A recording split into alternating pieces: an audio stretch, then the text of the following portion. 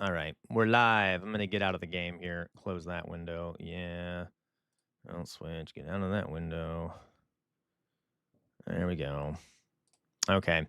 So what were we talking about? The hell if I know. We were talking about something interesting. We were talking about some shit, right? Some nonsense. We were talking about marriage, divorce, shit like that. Oh yes, I have heard it's become more and more common. I know this sounds weird.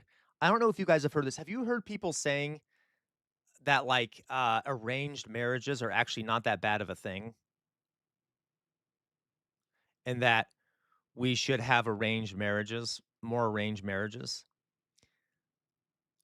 Okay, it might just be me.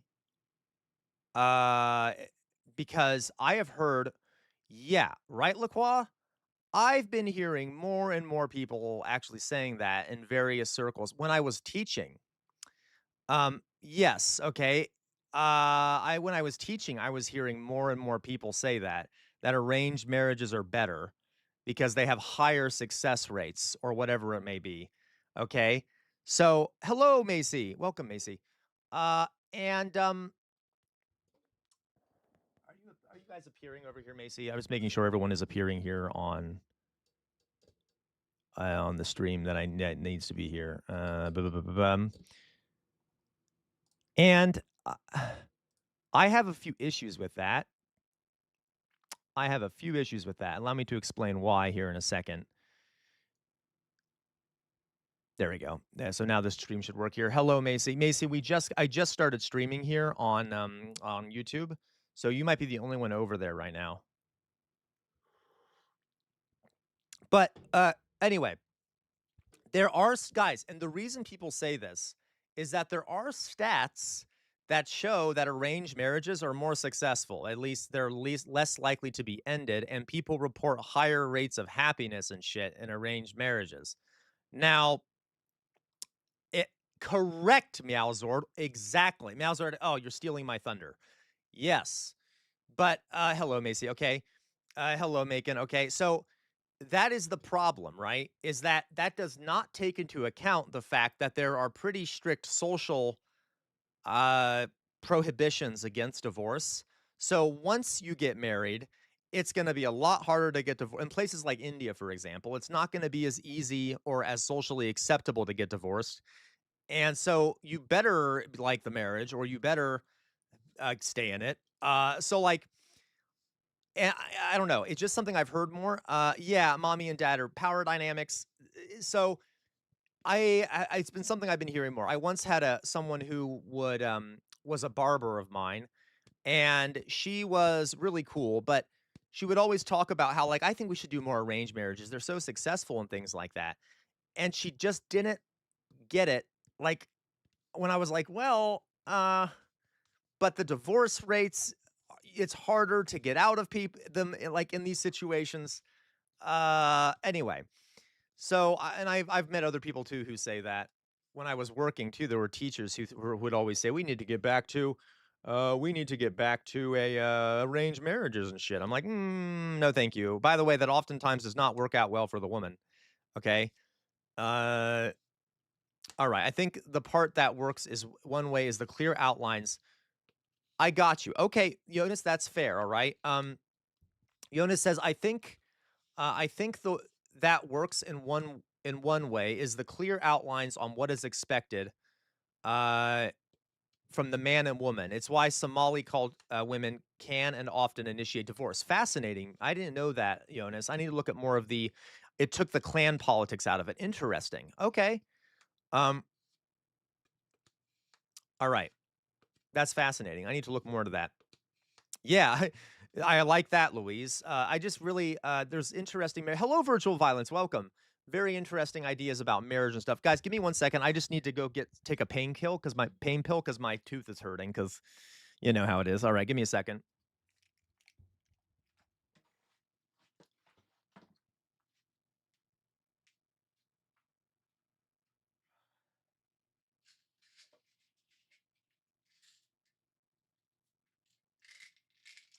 All right. Ugh. Let's see what we got here. Woo! I have legs. I know. I'm wearing sweatpants because it's a Saturday. I can do what I want.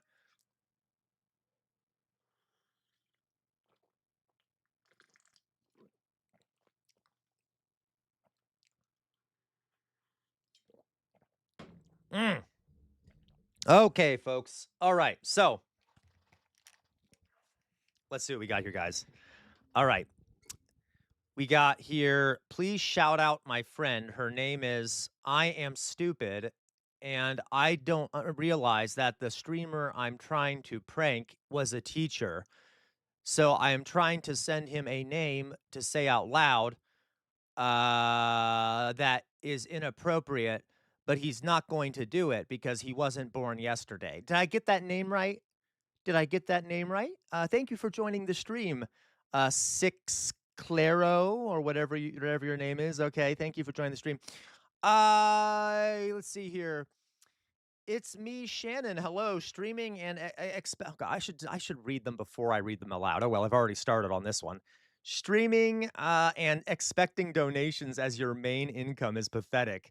Viewers aren't obligated to pay. It's Shannon that you literally said I do it on donations. I am not expecting anyone to pay. I am asking people to pay without expecting it. For example, Shannon, your sorry ass is in here. You haven't paid a damn thing, but I'm letting you watch the stream. Okay, so this is why as soon as we go over to YouTube, folks. All right, no, all right, Jonas. Look. I just forced Jonas to pay here. Thank you, Jonas, for the contribution. All right. Um, Viewers aren't obligated to pay. Trends change instantly, and algorithms don't care about you. If you can't make money flow, get a job. Oh my God, Shannon. Shannon, I don't give a shit about you. I really don't. I'm sorry. Okay. Respect though. Respect for you to have the balls to come in here and be an asshole for no reason. All right. So yeah. Okay. That's so funny. Yeah, I do think there's a okay, Meowsword says, "Let's get back to the important stuff." Thank you, F1 Addict. Really, thank you. Yeah, literally, no one is asking you to pay. Get. I think it's hilarious. All right. Uh, see here. Wow, how dare you force people to pay? All right. See here, LaCroix. You really do, and the subscription only covers getting them cleaned. Yeah, it's terrible. The teeth, and guys in the UK, you guys don't have teeth insurance either, right? Or like you don't have. Oh, thank you, Macy. Thank you so much for the super chat. Okay, thank you. Um, you guys don't. It's not covered, right? Your dental is not covered by NHS, right? It's not covered. Am I right about that? Okay. Um, because from what I hear, that's not the case. Gosh, thank you so much, F1 Addict. Thank you. You know what, guys? I kind of like it when assholes come in here and just say assholey things because it's like it makes you all feel guilty because suddenly I start getting a bunch of donations. But thank you, guys. All right. Uh, yeah.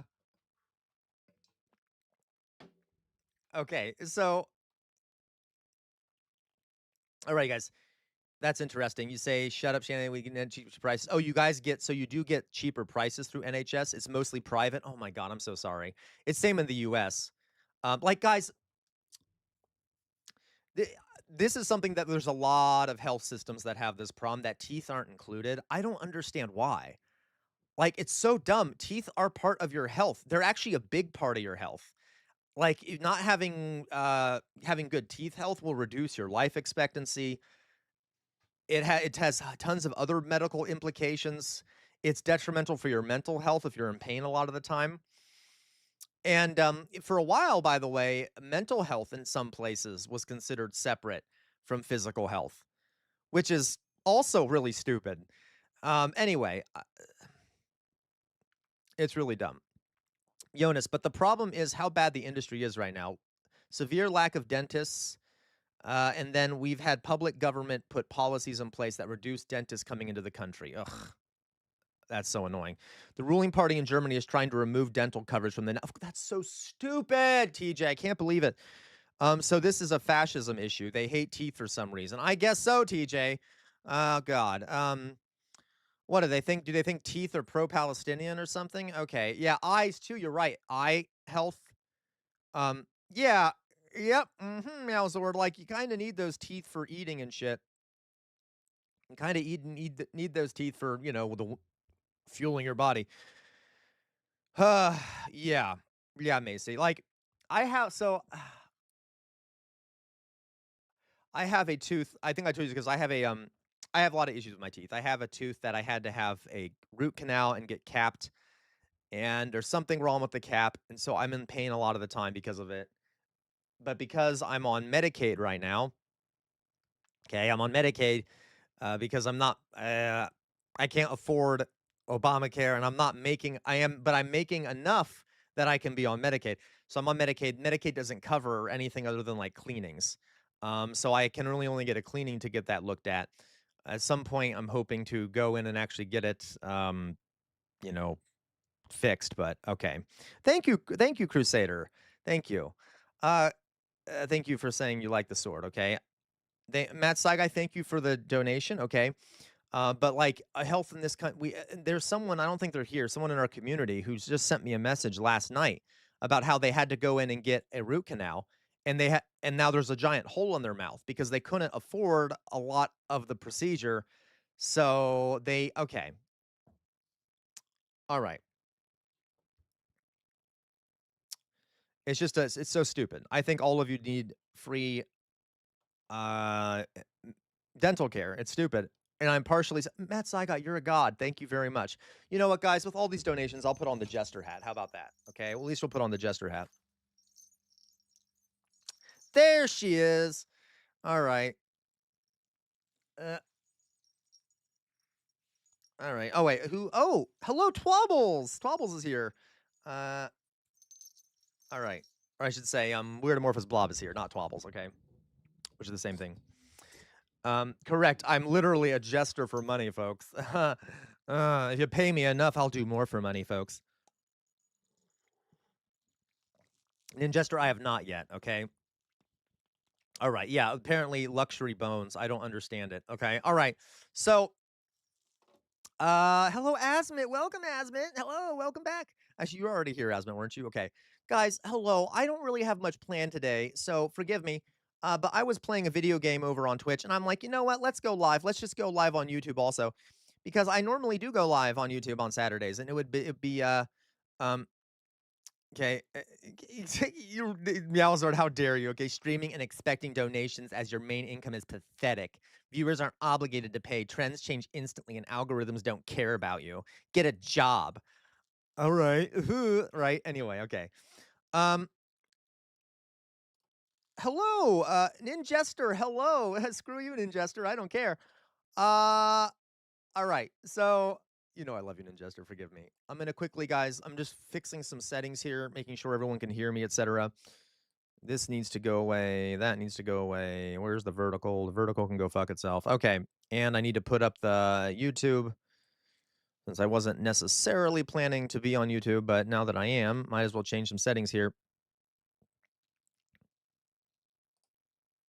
I love how like immediately as soon as I get on YouTube, we start getting trolls. It's just, right. Fix this shit. Pop out this chat. How's everyone doing on their Saturday? By the way, so the Super Bowl is tomorrow, right? From what I hear, from what I've heard, the word around the bubbler, which is what they call water fountains in Boston, the bubbler on the East Coast, is that there is something called a Super Bowl happening tomorrow. Is that true? Okay. Um, there we go. New copy paste dropped. Yeah, fuck all of you people. All right. I am not a clanker. Hello, Mayflower Kid. Welcome. All right, that should work. So now I can see everyone's. What is it with all you lunatics copy and pasting the harasser? How dare you? Okay, all right. It's a Bad Bunny concert. Oh, for you, Alyssa, it's a Bad Bunny concert. Okay, I got you. Wait, they're really having a TP USA halftime show? I'm sorry, I have to look that up. Are you serious?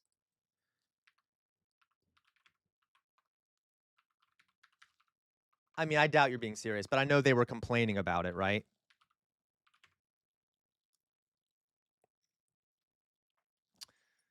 Halftime show. Oh my God, you're not joking. Wait a minute, but isn't what's his face going to be there? I am so wait a minute. I'm sorry. What? What? They're upset Bad Bunny is Peter. Oh my God. What? Alyssa, I don't know about sports. I don't even know what is it? Is it football? Okay, I know what it is, but I just don't give a shit. I'm sorry. I only just learned about this. It's Kid Rock and like, oh my God. Okay, you know what, guys? It's Saturday. I'm gonna look this shit up. Uh oh, maybe we should watch it, Meowser. That'd be kind of fun. We could do hey, we could do a Super Bowl live stream. I could dress up like a football player. I could have a football helmet and I could wear, I don't know, I could have a little ball that I hold, like a little golf ball or whatever the sport is. And we could just I could sit there and be like, "Go team." I'm just joking, Mouse. I would never do that. I would rather lose. I'm gonna lose my mind if I do that. Okay, it's giving no. Kid Rock. Okay, let me see here. What I gotta see this. Kid Rock halftime. I know he hasn't done it yet, but is anyone talking about it? Halftime show drama. Let's find a video about the halftime show drama. Halftime show drama. Uh,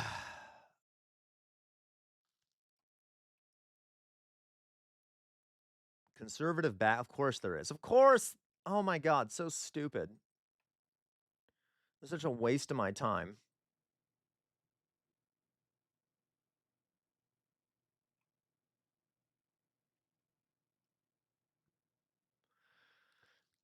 Bad Bunny's pretty attractive though, isn't he?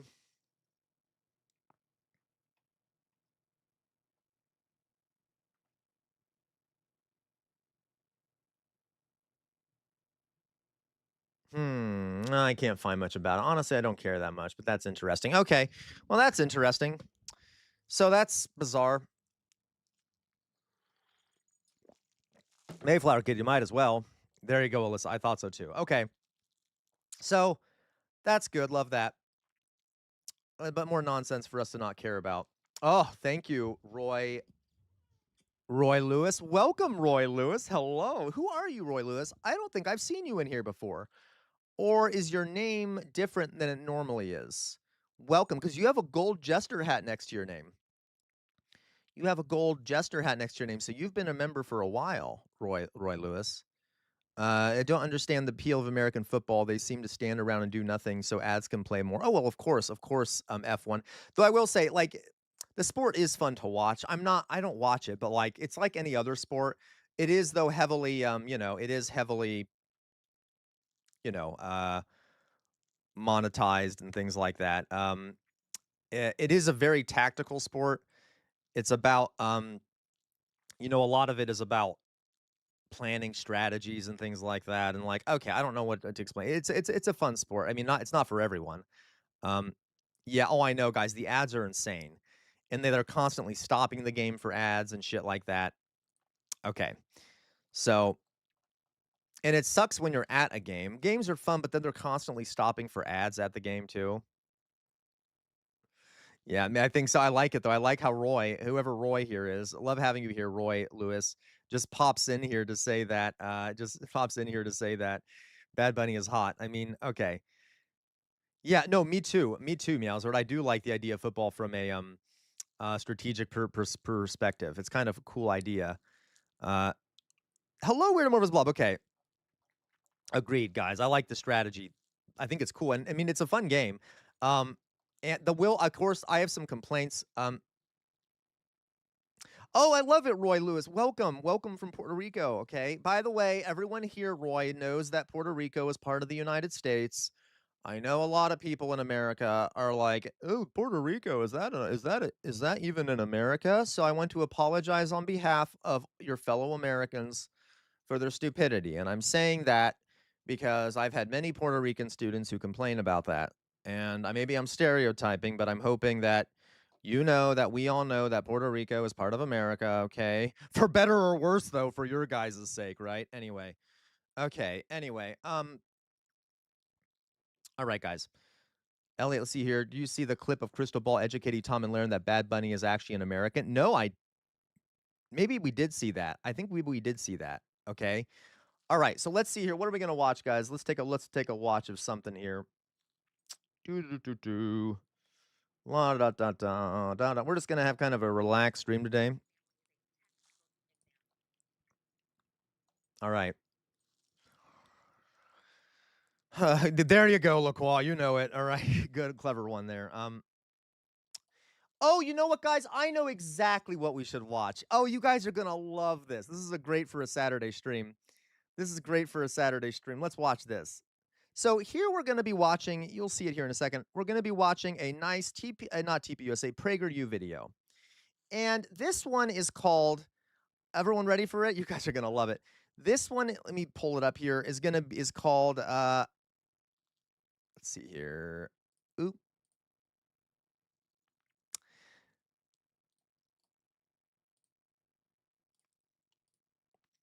Okay.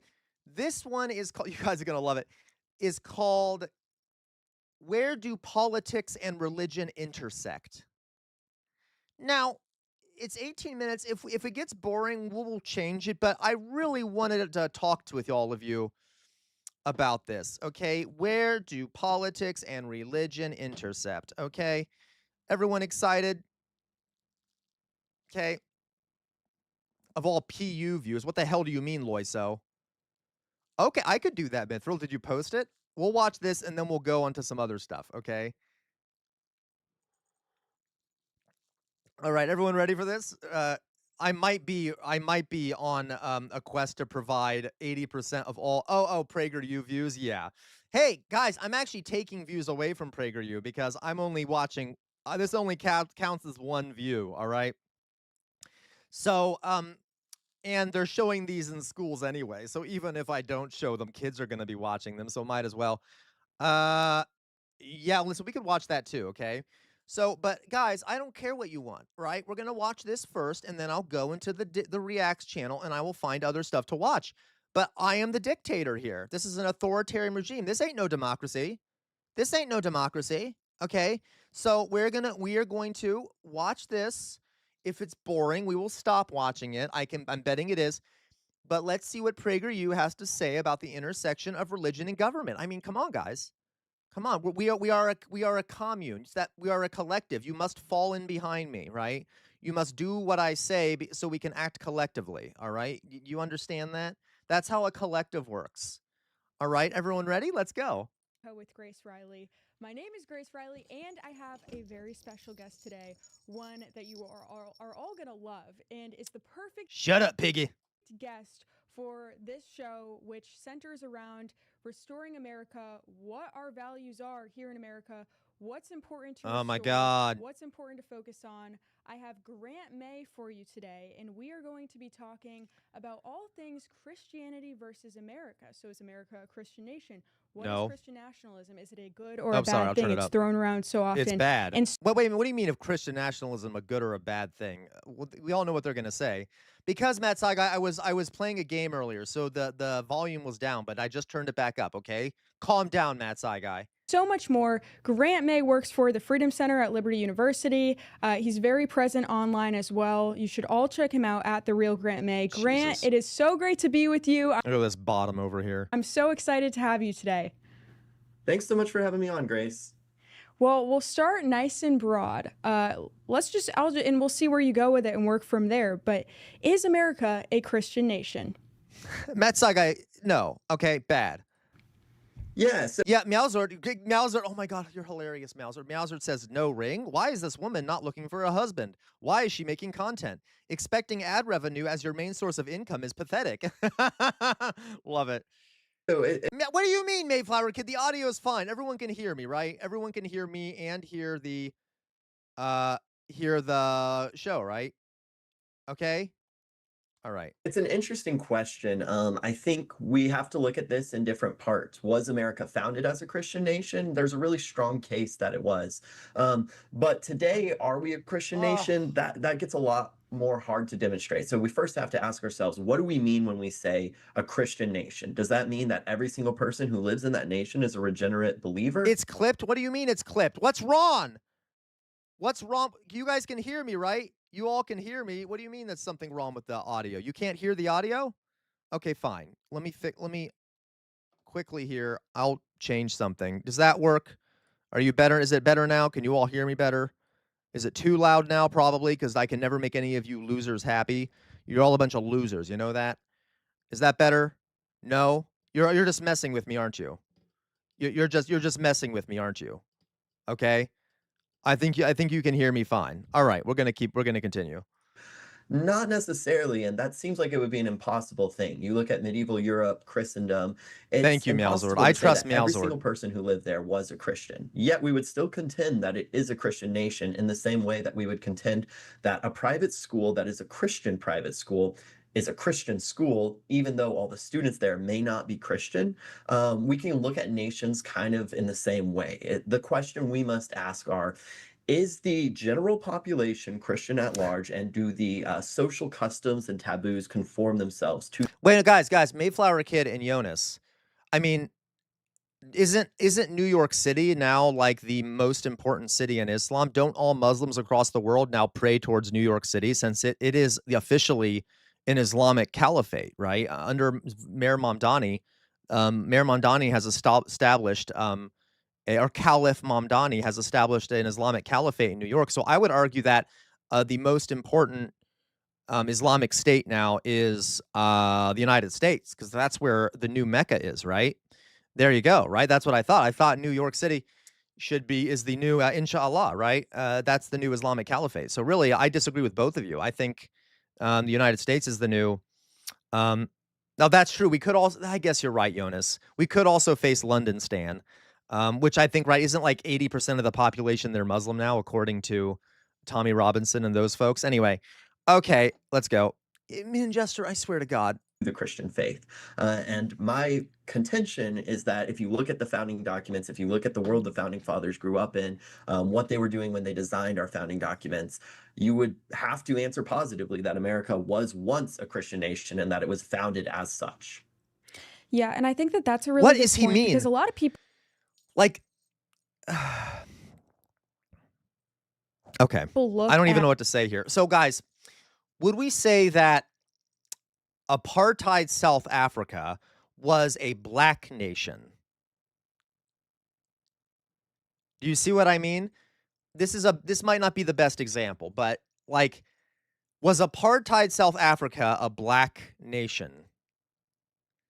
Or was it a white nation? I mean, because it was controlled by white people and like the black folks there had almost no power. Apartheid South Africa. He is saying that America must have been, yeah, exactly, LaQual. America must have been founded as a Christian nation because the vast majority of people there were Christian. That doesn't mean that the country itself is created as a Christian nation. That doesn't, and I don't know why we're nitpicking the language here. Okay, like what does that mean? Um, eh, because guys, and I'm not like being an America stan here. Like the founders were pretty clear that there should be a wall of separation between the church and the state, and most of them were kind of the equivalent at the time of being atheists. Like most of them were deists. They didn't really believe God interacted in everyday life. They kind of a lot of them wrote really scathing criticisms of Christianity and things like that. Anyway, no, again, not defending it, but yeah, it doesn't even matter. But it's just weird that they're trying to the exactly weird Morris Bob. There are multiple kinds of Christianity.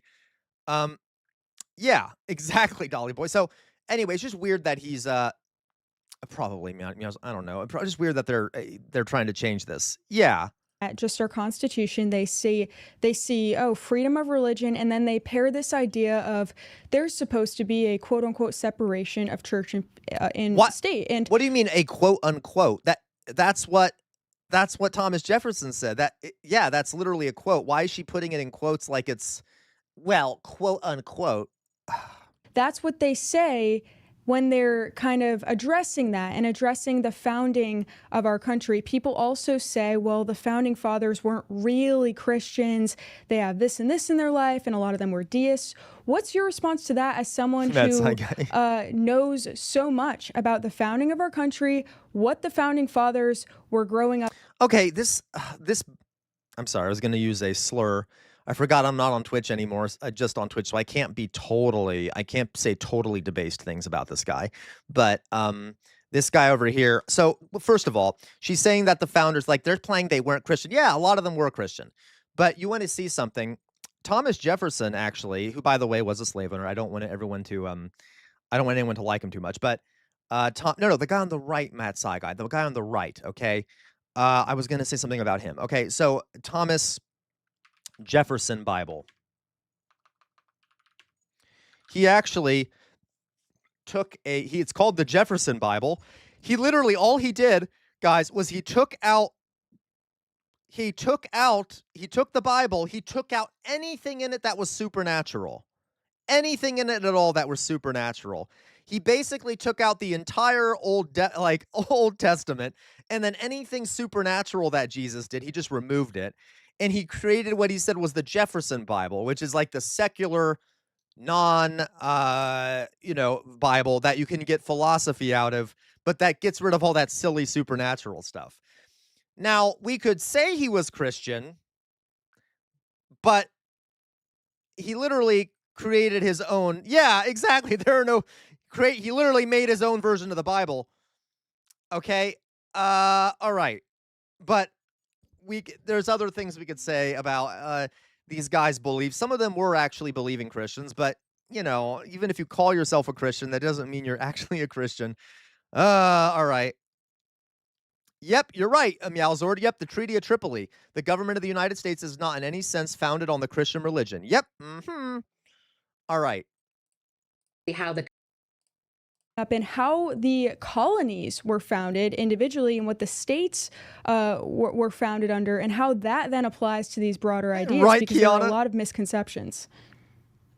I'd really encourage a lot of people to, if you're curious in this, read what the founding fathers actually wrote. Read some of those original source documents, because over the last several decades, we've seen Uh, F1 Addict, that was his point. He's like, well, it's crap. The Bible is crap. There's some good philosophy in there. Let's just look at the philosophy.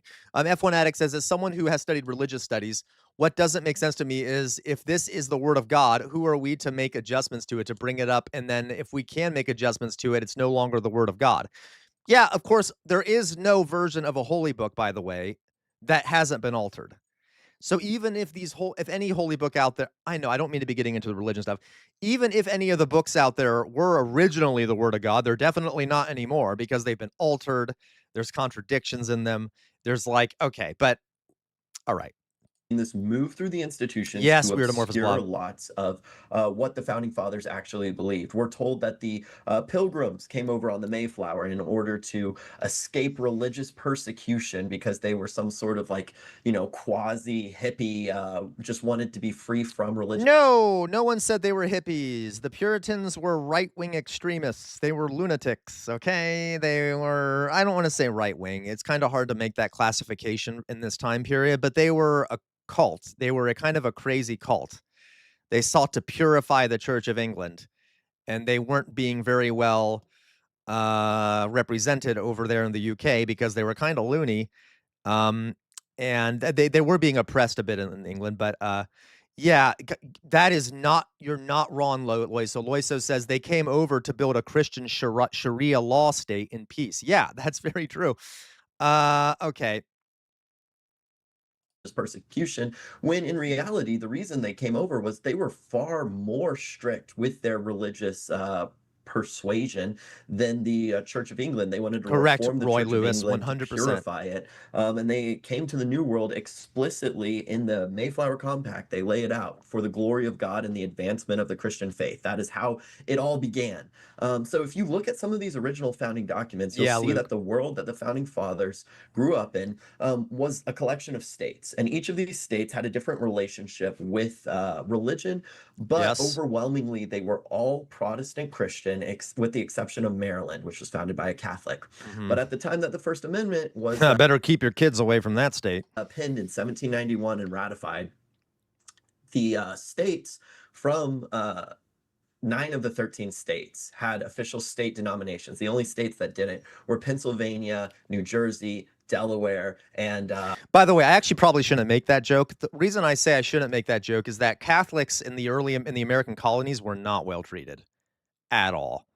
At all, because France was Catholic and there was competition between the UK between Britain and France over space in the New World, and there were wars fought about it, over it, okay? and there were actually Catholic monasteries that were burned down. Okay, Catholic convents that were like sacked and nuns killed and stuff in the early colonies because they were Catholic, and things like that. But okay, and vice versa, by the way, Catholics targeted Protestants. But okay, anyway. I believe Rhode Island. Rhode Island was founded by a Baptist, Roger Williams, and Baptists kind of believed that it was coercion to have an official state denomination, so they opted not to. But the phrase "separation of church and state" that gets thrown around like the gospel nowadays was penned by Thomas Jefferson in a letter Mhm. to the Danbury Baptist in Yeah. 1802. And the whole purpose of that letter was really to say, hey, we want to keep you free from religious persecution at the hands of the government. It didn't appear again. Correct, Jonas. A lot of Irish Catholics were majorly discriminated against. They were called papists. They were very, yeah, because partially because they were Catholic. There was an idea in, like, early America and things like that, and actually going way up in American history, even today, I shouldn't say just in early America, that Catholics were not loyal to the government because they listened to the Pope in Rome, and they can't be trusted and shit like that. Also, just religious discrimination, the idea that the Pope is the Antichrist and things like that. You still hear that today, by the way.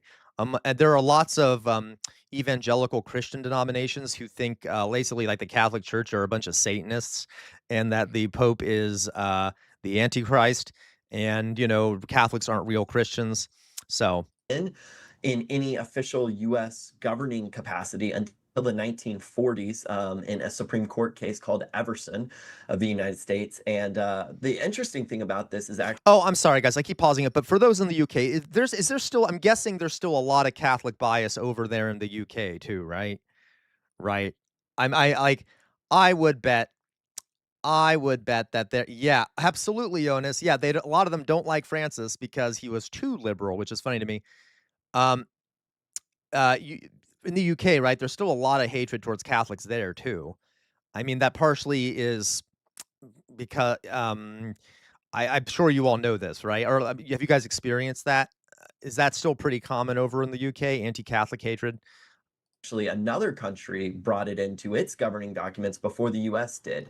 In 1918, with the Soviet Union's first official constitution, they Not wrote that really? the Okay. state will be separated from the church to prevent Yeah, or Louise. to protect against. You guys don't see it much anymore? Okay, interesting.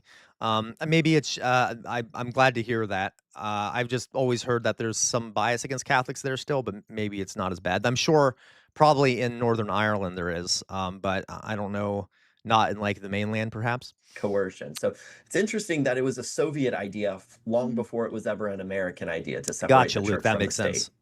Yeah, it's so interesting, and it's true that that term is thrown a lot around a lot and not understood very well a lot because, of course, the church does not have to stay out of politics. That's not at all what we were founded on or what the law says in any way, anywhere.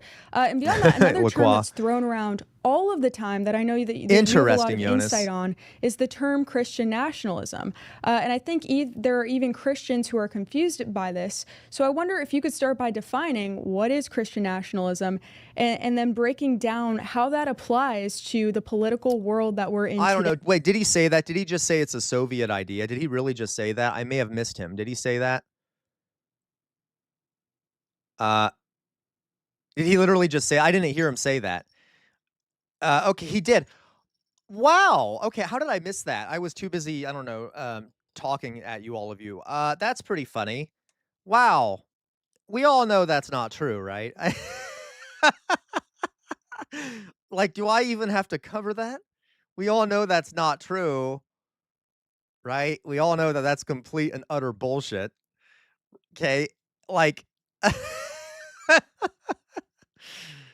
all right. I guess the Soviets went back in time. That explains that, Mother Russia, the super Soviet scientific apparatus was able to, through Lysenkoism and other things, was able to create a time machine that allowed them to travel back. And okay, that's very funny to me. Dear God. Okay. All right. Okay. By the way, they did actually have some good science in the Soviet Union. I'm just saying I was joking about Lysenkoism, but all right. And how Christians should understand it and look at politics. Yeah, I mean, you have the first right step right there, right? Which is we have to be able to define it first. It's this broad term that lots of people use for lots of different purposes. It's used as a boogeyman by the left in America. It's co-opted by some So sort of what does it mean? neo-pagans on So what does it mean? Like what does it mean then? Is if you okay, if it's being co-opted, what does it actually mean? Loves Lysenko, jeans are fake plants, need solidarity. Right? It's kind of cute, weird amorphous blob. Oh, hey, oh, Hiyori. I'm sorry. I totally keep forgetting, Kiana, that you're Hiyori. Hello, Hiyori. I was wondering where you were, Hiyori. Now I know. My apologies. Let's see here. The Soviet Union functionally didn't have a separation because they forcefully tried to destroy religious practice. Yes, Macon. Now I could slightly um I could nitpick slightly. Like Stalin allowed churches to come back during like the Second World War in order to raise morale in the country and stuff. So it wasn't always that way, but yeah, they did suppress religious expression and things like that. Absolutely. But when in doubt of desperation, he did allow so the Russian Orthodox Church to somewhat come back during the Second World War, etc. But other than that, yeah. the right Mhm. to justify their means. But when by and large, when people talk about Christian nationalism, what they typically mean is Christians using their faith in the political arena. It's bringing in your faith and saying, look, the Bible commands you shouldn't kill, therefore it's wrong to kill the unborn. Oh, this is such a bad faith argument. Do we even need to argue with this? That is not Christian nationalism is not making government decisions or like uh implementing like voting for things and promoting things based off your religion. It's where you want the country to be run off of well, I guess that could be the same thing. Okay, maybe. But the fact that he's using the murder example is hilarious because that's not a Christian that is also a secular idea. Murder bad is also a secular idea and it would exist. It exists in countries that have theoretically atheist governments like China. Murder bad in China also, by the way. All right. That would be the prototypical view There you go, of Meowzo. Christian nationalism by the left. It's bringing religion into the public square to make decisions about morality. And that right there is a very good thing. That's actually what we're commanded Of to course. do. You see it. Okay. God, there's such I don't understand like this obsession with being slaves. Who was it? What was that philosopher that's like humans have a desire to be slaves? It's that slave desire. Like we are commanded to do this. We are obedient. We need to be obedient to the authority, right? Obedient. We are commanded by God. They just have such a desire to be slaves. I don't understand.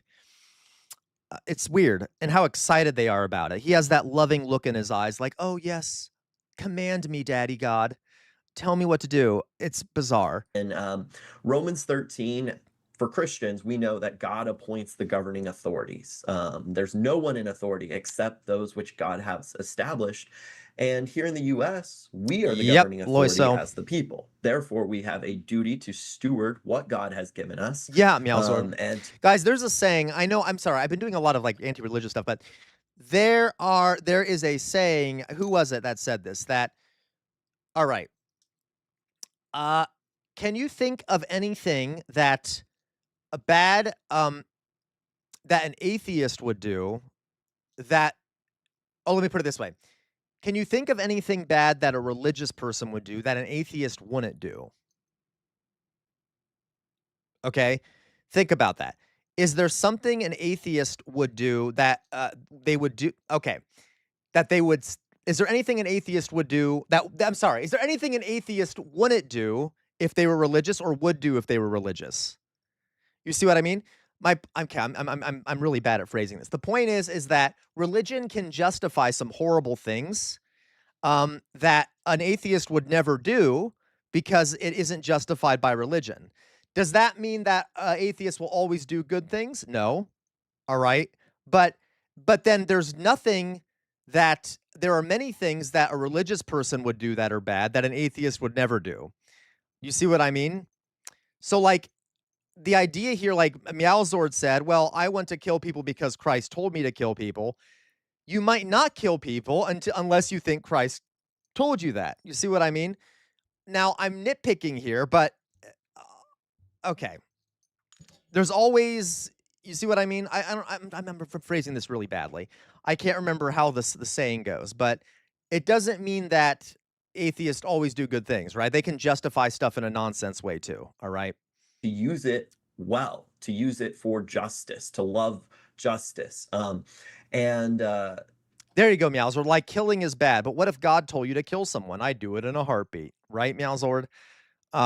So when we talk about, well, what should we do? What should we bring into the government? Exactly, Jonas. Exactly, right? Exactly. Um, we need God to define what is good and what is evil, and we should have government serve those ends. We need government to be an avenger of God's wrath against evil to protect the good. And if you have that, they'll call it Christian nationalism. I'd say that's a very good thing, and that's what the founding fathers believed. Okay, so the argument here is that that is what Christian nationalism is, where Christianity decides the government and shit like that, but it's a good thing. Exactly, Louise. You see what I mean, Louise, right? And that, okay, that, I forget the saying, guys. It's something like there are good. You can imagine religious people doing good things based off their religion that atheists would also do. However, there are some things bad that a religious person would do that an atheist would never do. You see what I mean? Okay. So, like as Louise said, Louise, who's an atheist, right, makes decisions based off her own morality, and they're good decisions. There are religious people who would make those decisions, but there are some bad things that religious people do that Louise would never do because she doesn't have a reason to do them because she hasn't been commanded by some deity. Now, I know we can disagree on this because atheists can do horrible things. They're human beings, right? But there are some things though that are sort of limited. Anyway, moving on. I'll shut up. I'm just kind of rambling now. And that's what American history really was filled with, these prototypical Christian nationalists until around the, say, 1960s. Yeah, and I think that it's a great conversation to have for the reason of all of a sudden it's such a controversial buzzword term and has a negative connotation. And there's definitely not agreement on defining it. But of course, as you kind of mentioned, Like, okay, can I give you an example, folks? I know I've talked about this before. Do you think there'd be so many people? And guys, if you had your kids circumcised, please do. I know this is a weird conversation. Please don't be offended by this, okay? Please don't be offended by this. Do you think that there'd be so many people in the United States, especially, because that's one of the biggest places where we do this to our kids, that would be willing, would immediately think when their child is born, oh, let's lop off their foreskin? Do you think that if there hadn't been so much religiosity around it for such a long time, that that would be a common thought? You see what I mean? Like, if there had always been atheists around and never this sort of religious idea about it, do you think people that would be something that someone who didn't believe would suddenly want to do? You see what I mean? Okay. Um, like, all right, or like even Jewish folks who who do a circumcision. I don't think that that is something a non-religious person would do without. Yeah, the hygiene stats are nominal. And okay. I also and yeah, like but guys, and that's the thing. It has turned into a cultural thing. So it's kind of a bad argument I'm making. It's turned into a cultural thing where people who even aren't religious do it because it's just kind of what people do. Now, but my point here is I don't think that ever would have happened had it not originally come from religion. You see what I mean? So again, I'm not trying to I feel like I'm being contradictory here. Atheists can do just as bad things, but religious folks can also, all right, do pretty bad things. All right. Putting the cult in cultural. Okay, anyway, moving on. the left throws that term on pretty much anything all of a sudden. So even, wanting to end abortion or close the border, stuff like that, Yeah, it's weird just Mars always blob. thrown on, which makes it very relevant to talk about. But beyond Retro Astro, you say there are medical reasons why that may need to happen, though. Yes, but that's the same with other body parts. There's certain body parts that you need to remove, like wisdom teeth, if there's something medical going on with it, like the appendix. But to just remove it just for the sake of removing it, it's not an issue. There's not like anything wrong with a foreskin, okay? I did hear once that there, like, it might increase. I don't know if it's like increased chances of penile cancer, but guys, like, um, a Mayflower Kid's a doctor. Am I right about this, Mayflower Kid? I mean, if you don't know Mayflower Kid, forgive me. But isn't it true that there's like some things it could increase, but like who cares, right? Like, i- of course, like if you cut off a big chunk of flesh, yeah, you're going to have a less of a chance of cancer because there's less flesh there for the cancer to develop on. All right. And there's other reasons. Yeah. Like, and I think a lot of it's cultural and also aesthetic. We have this sort of aesthetic thing. Uh, I got you, Macy. Yeah, that would do it. Like if there's a medical reason for it. But if you let me look at a map here, guys. Oh my god, I'm so weird that we're talking about this. I've just always thought the circumcision thing was weird in terms of like how prominent it is.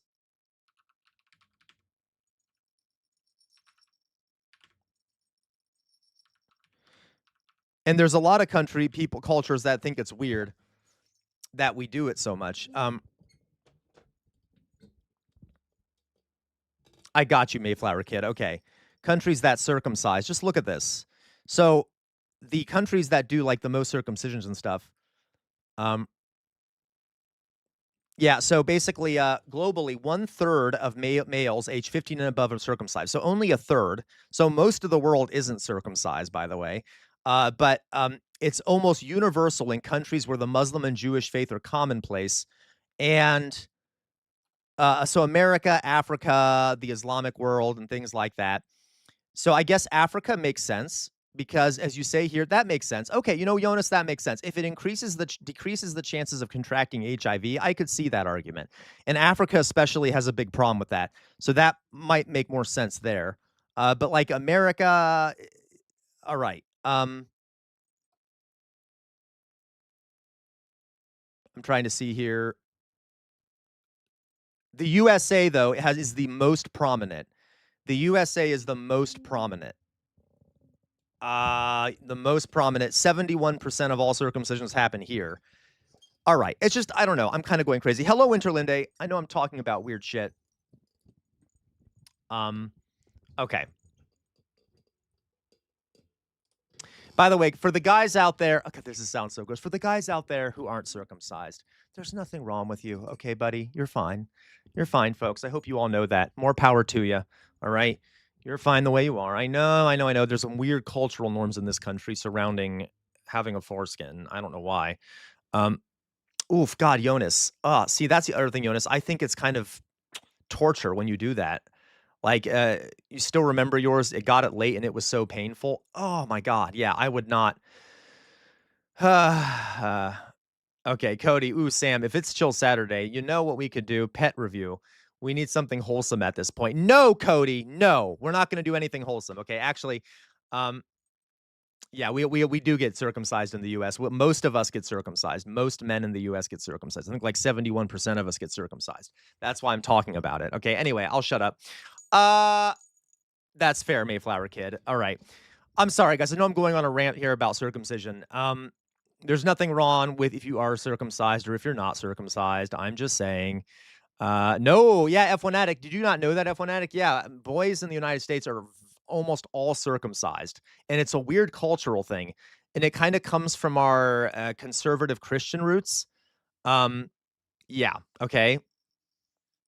So let's watch something else, guys. We get the idea. I don't know, Winterlinda. I don't know what the pay how you pay for it. Okay. All right, let me see what else we got here, guys. What is wrong with you? This is not the conversation I expected today. Hey, guys, we're having fun. We're having fun. All right, we're having fun out here. All right. What do you mean, guys? We're all having fun. Okay.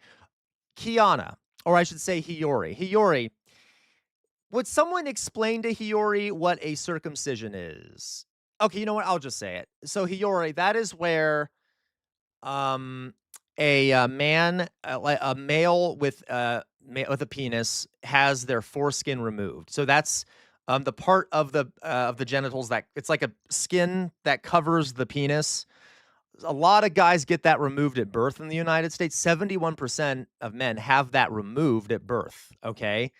And, like, in a lot of countries, it's common. I mean, in some places, it's very common. Elsewhere, it doesn't happen at all.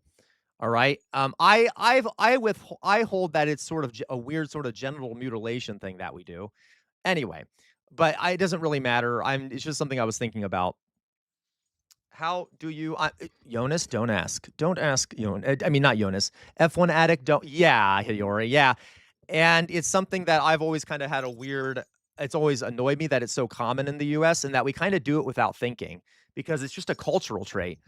I know, kind of shocking. Folks, just look at all the people in here who are not from the United States who are like, "What?" And I'm not joking. Like, I've met people from all around the world, and that's why this got me thinking about it, is a lot of people think it's really weird. They're like, "What a weird culture you have." Like, the first thing you do is the first thing a baby gets born and you lop off its foreskin. What's wrong with you? Okay, I'm sorry. I'll I'll I'll stop. What do we got here? All right, let's take a look. Boop-a-doop-boo, boop-a-doop-boo. Looks like I'm losing people, probably because we're, all this conversation about foreskins. Um, hmm. Oh, that's cool. That's really cool. They're throwing dildos at people at these protests. That's kind of cool. I like that.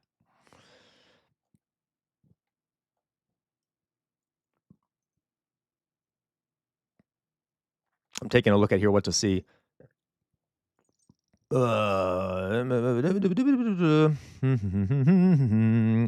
Okay, guys, what should we watch? I'm having trouble finding something that really is making me want to watch it right now. Remember, folks, if you post something in the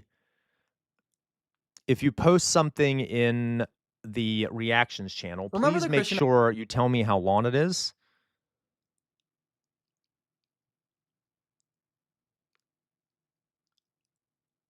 What's this one?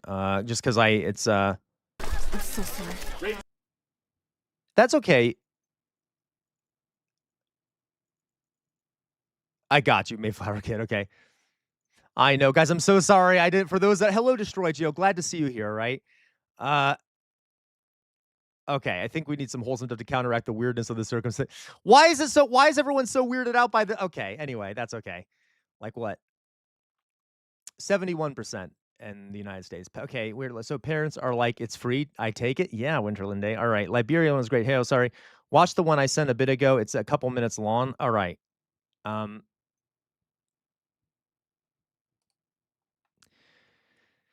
Okay, guys. But I will say it's funny how you guys notice I'm very blunt about talking about things like that because in the United States, we are very conservative and like hate talking about any body part that isn't like above the waist. Okay. And I can't stand it. It's a human thing. And I think that's one of the reasons why. Well, okay. Uh what's this one? This looks cute. We'll watch this one. Oh, you know what? Someone else sent me this video. We'll just watch this short real fast, okay? This is from Melissa. Let's watch. and people call it thinking that it's legitimate. I talked to a kindergarten That's fair, teacher Cody. that I got wants to you. deport the parents of a kindergartner at her school, and it looks like they have a child who was born in So this is a teacher trying to get one of their students deported. New York, which makes them an American citizen. Yeah. So we're looking to deport the parents and leave the child. Right. Like I said, I don't. Yeah, Roy. Now, note. Okay, sorry. Roy, are you talking about the rate of rate of circumcision in Puerto Rico? Because isn't that strange? And I've seen this before. Puerto Rico does not have the same rate as the continental United States because the reason we do it in the continental United States is because it comes from like the Puritans and the English settlers, like the far loony English religious settlers that were here. So most people, I think, in Puerto Rico don't get it because that is a originally Catholic culture that was not as about the circumcision. Anyway, okay. I don't know if they're here illegally. I just think it's odd. It's very odd. What did you say was odd? It's just odd for them to even be here. Like, I'm a teacher at a school. Okay, I know schools. I know the whole law about schools. I mean, they seem like nice people or whatever, but Oh my God, this woman needs to be fired. She needs to lose her teaching license. I I just would not trust my kid with her. Like, I would not trust my kid with her at all. in our files, and I was like, oh, she was born in Honduras and he's born in El Salvador. So right there, it's like, okay, maybe I'm on the right path. You know, they drop off their kid every day. So their kid is their kid a student at your school? Yes, yes. One of your kindergarten. Okay, so now you want to get his parents deported? Well, I'm just saying Jesus that Christ. they're taking up resources from our county. Okay. I'm not into illegal people being here. I mean, if the son's in kindergarten, what, he's 6 or 7, Yeah. right? Yeah, he's probably like 5 or 6. And they was born in New York, so that means, assumingly, they've been in America for 6 or 7 years. Yeah. And now we're going to go ahead and just remove them. Are you like questioning that, or what do you know? Yeah. Sorry, no, I'm just writing this down from my personal notes. And This my okay, she supervisor. should lose. I'm sorry, she should lose her teacher's license. I mean, also, you won't be a good teacher if people are afraid your students are afraid you're gonna deport them. And we also have to be clear, guys. Regardless of whether we want people to be here that are that are undocumented, they need to be educated. So you can't teach very well if your children that you're teaching are constantly frightened they're going to get deported. Like, all right, so she should lose her teaching license, in my opinion. Teaches. You know, some of one of the schools I worked at was great. They wouldn't even allow police officers in the school. Like sometimes police officers would come to the school to pick up a student who has a warrant, and they would say, "No, you can wait till after the school day. No, you're not coming in here. You're not taking the student. You can wait till they leave the school. You can go to their house. You're not going to do it while they're here, because you need the school to be like a safe space for people. You don't, and also that would traumatize everyone else at the school. Okay, like this is just awful. Yeah, asthma. You're right. And then some schools actually have a campus officer, which is horrible. But all right. At school wants kindergarten child's parents deported. You make it sound terrible. You make it sound like it's terrible, but Oh, well, I'm just writing down what you're telling me. Yep, Okay. Lacroix. well, yeah, okay. Sounds terrible. Let's see, I can write that down too, I guess. And that's Hispanic in an area where you wouldn't normally see Hispanics. Okay? Right, like people that are born in another country. Yeah, because you normally She doesn't like. I love how these people. She doesn't pick up on like his sarcasm to her, like how he's making fun of her. see those people where? Like in the city. Got it. Okay, Hispanics out of place now in country, not where they belong in city. So we were able to confirm that they are documented citizens along with their child. Oh, good. So yeah, it's good because we don't have to deport a 6-year-old. And yeah, I mean, you know, that little fella could have been a threat to our national security. Why are you talking to me like this? Say again? Why do you talk to me like this? I'm sorry, what are you referring to? Like you're like sarcastic. Okay, so I'm about to say she can't be that stupid. Okay, well maybe she can be, but she's noticed. I love that. Oh, okay. I mean, I just thought that maybe you'd be okay and just happy that the people that you reported were actually here legally and that they belong. Just like you and me. Could I talk to your supervisor? You said you are the supervisor. Yeah. Oh, Sorry, I just this is so cringe. Oh God, this is embarrassing. Ugh. thought you were going to be happy. Yeah, I am happy, but I'm not happy with your attitude. Oh my God, such a Karen, such a Karen. You said to me, the 6-year-old won't be a threat to national security. Yeah. That's sarcastic. Yeah, I would why were think you? that the people that were deporting, especially 6-year-olds, that there would be a good reason for it. I was talking about the people who I thought they're illegal because they were born in a different country. I can't help that they have a 6-year-old. That's on them. You know. Oh my God, putting blame on other people for your actions. I'll get in touch with the supervisor. I send him a text. When he gets back to me, I'll see if he can follow. Alyssa, I doubt it does. I doubt it breaks any laws.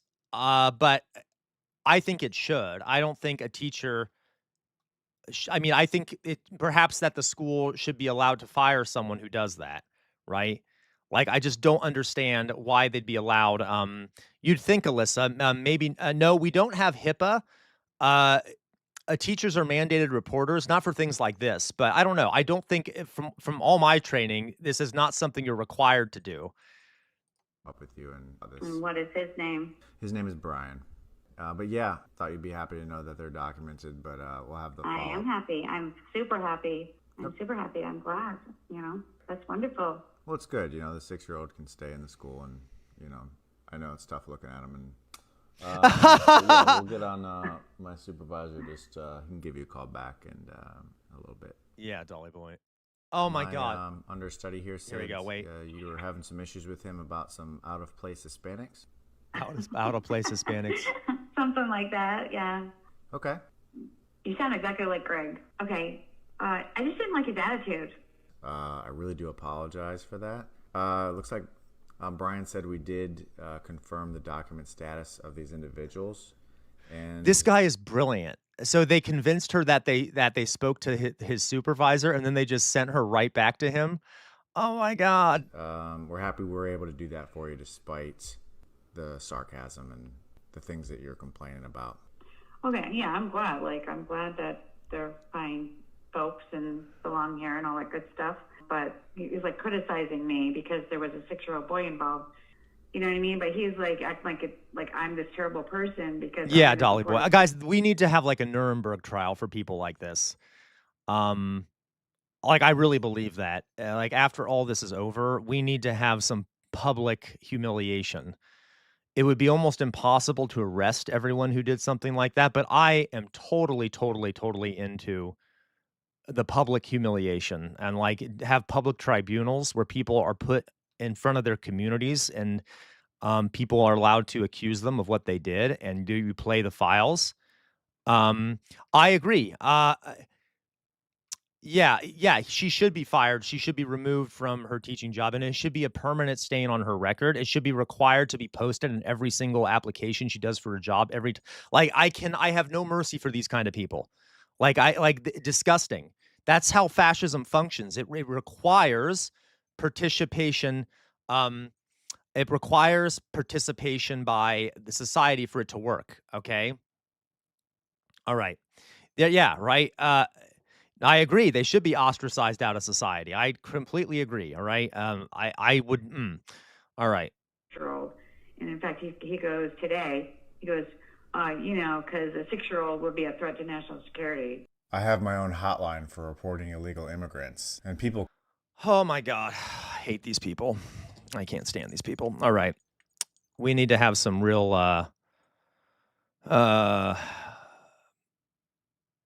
yeah. We had in Rwanda, after the Rwandan genocide, I'm trying to remember what they were called.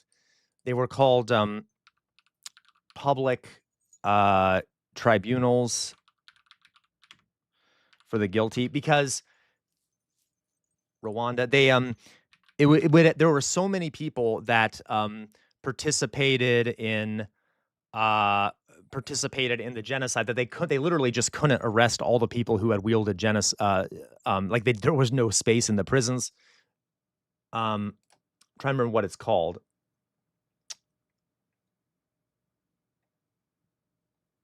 What are they called? God damn it! I'm trying to remember.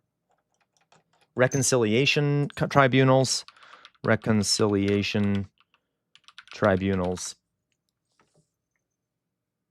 Rwanda. And they would basically bring people before their community. And there you go. That's what it is. Okay.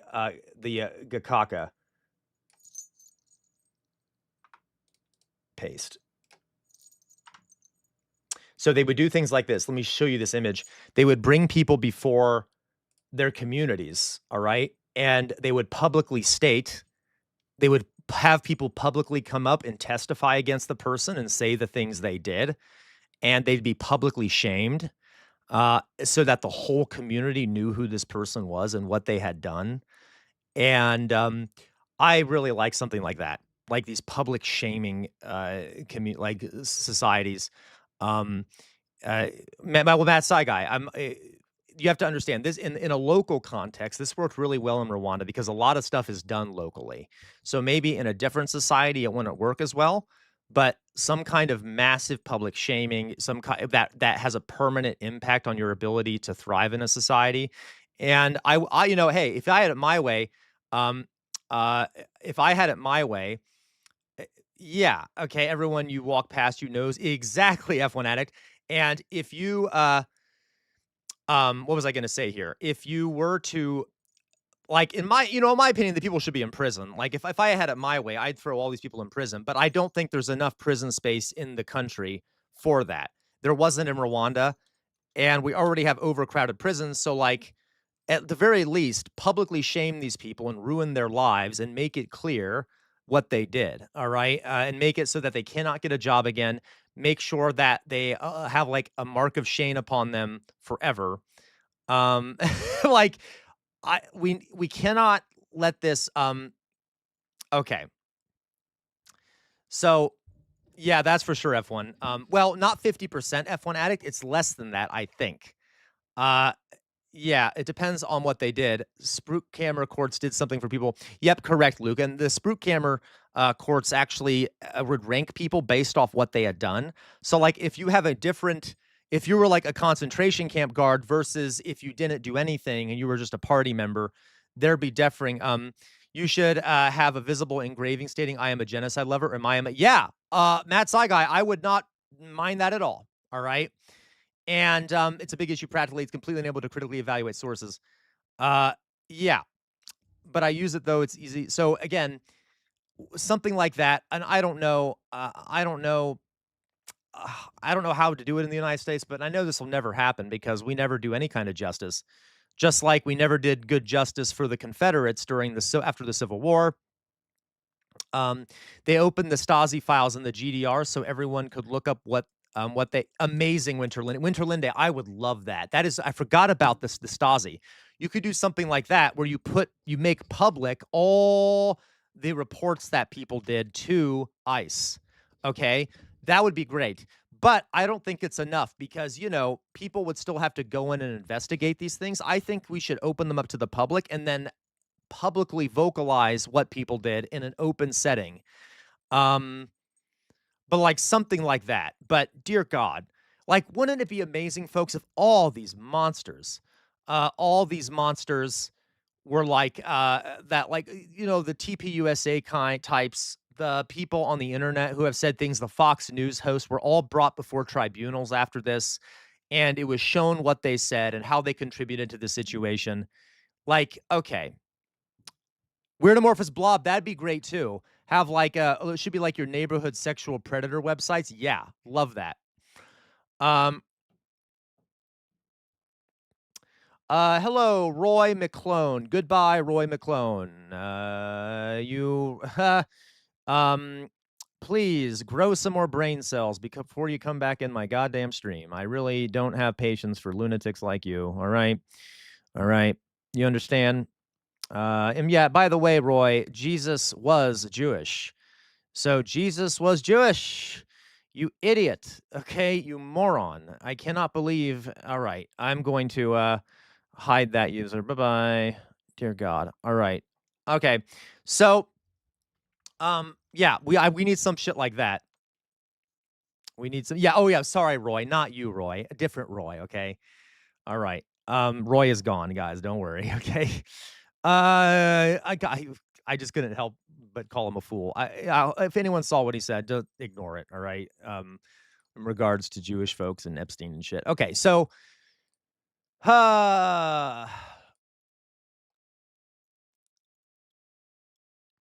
let's see here. What's going on? Yeah, idiocy happened as always. What's this? Oh, let's see what's going on here, guys. Yeah, you a fool. So here we got. This is currently live. These are protests going on. In Minnesota. This is live. We'll just take a look at what's going on. January 6th, I know what I saw January 7th, and I know back there what I saw January 24th. I know, right, Dolly Boy? Shame on you. Law enforcement, the bad guys are behind you. There is that building over there. All you have to do is turn around, and then you can go catch the Protecting. Guys, can I tell you something that's going to sound really dark? I didn't say it, but I should just be honest, right? I should just be honest. You know what I really like for those people that did this shit? I'd like for them to lose their ability to vote. Like, I'm sorry. I know. It sounds authoritarian, but like, I don't think people like that deserve a right to vote. They don't. They're not contributing to the democratic system at all. They shouldn't be able to vote. They're a threat to society. And you know, hey, if you're actively going after your neighbors and shit, you're hardly a member of the community that can be trusted with the good of the community. So fuck you. You don't get to vote. You're too much of a moron. You're too self-centered. You have no ability to think collectively. You should not be able to vote. I don't care. I know. I sound like an authoritarian asshole. Would that disenfranchise a lot of people in the United States? Yeah, sorry. Don't care. Don't really care. I just don't think those people should be allowed to vote, like these fools that have done this shit. And I know, guys, I know. It is undemocratic. I know it's undemocratic, but like, I don't know what else to do, because guys, what will happen then? If they continue being able to vote, it won't matter that you demonize them and put them you demonize them and you do tribunals. All they have to do, uh, all you have to do, all they have to do is vote in some other lunatic to get rid of all of that and excuse them. So, okay. And you know what? I would never do it. I wouldn't do it. I'm just saying, that'll never happen. But in a perfect world, people like that shouldn't be allowed to vote. If you're reporting on your neighbors and shit, okay? I just don't think you should be allowed to vote, okay? Because you're completely missing the point. Um, Yeah, no, they're not. And I'm not saying like all Trump voters should be put in prison. I'm talking about the people that reported their neighbors and shit. All right? Or should be not be allowed to vote. Okay? Like, I just don't care. Um anyway. So anyway, that's my thought on the matter. It'll never happen. It'll never happen, but hey, if I had my way, uh all right. When you call them political adversaries, you're misrepresenting what they stand for. What do you mean, Matt Guy? Oh, sorry, you're probably talking to someone else. Right, Lacroix? Okay.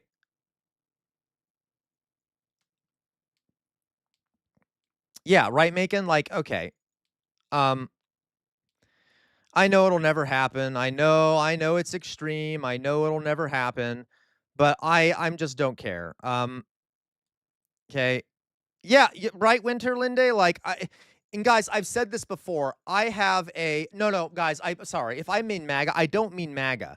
I mean the people that like threw their neighbors in prison, who turned in other people, who helped in the fascist machine. Okay, um, I don't mean MAGA. I mean like, I don't think those people should have a right to vote. I just don't. Like, you clearly don't believe in democracy.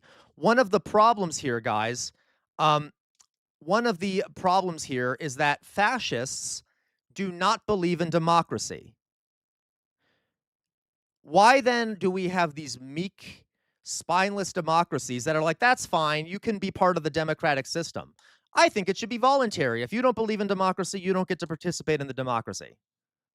Okay? I'm sorry, but like, hey, put your money where your mouth is. If you don't believe in democracy and you're actively trying to implement fascism and destroy it, sorry, you clearly all right. Okay. The goddamn citizens. Agreed, Matt Guy. They shouldn't be allowed to vote. That's my opinion. Yeah, and they always use democracy to overthrow democracy. The Nazis did the same thing. All right? They tried to illegally overthrow the democracy in Weimar Germany. They failed. So then they're like, oh, well, let's just fake that we like the democracy, get into power, and dismantle it from the inside. And they did, even though it was obvious that they were going to be doing that. Okay? People who report on their neighbors and try to, okay. Yeah, I know, weirdomorphous blob. Like, I don't know. One of the problems with living in a liberal society is that you can sometimes allow rot to seep in, because you're too open to people with views that are completely antithetical to the success of that society. Okay, I know I sound like an authoritarian. Just think about it, okay? You don't have to believe me. If you don't have to believe me, I know, it's kind of extreme in this country to think that way. I just don't think people who did those things should have the right to vote. It'll never happen, though. A big country So it's completely innocent for me to say it because God knows they'll never have any justice. this state. You want to call yourself a crime law enforcement officer? Go out and actually catch people committing crime. Thank you, Destroyed You. All right, so these trucks, these big trucks that you've seen, they're coming out of the federal building. They are National Guard trucks that are stationed all over this area. Oh my God, look at that truck. I don't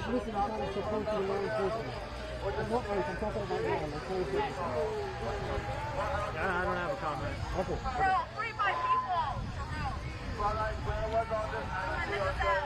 Yeah, Dolly Boy.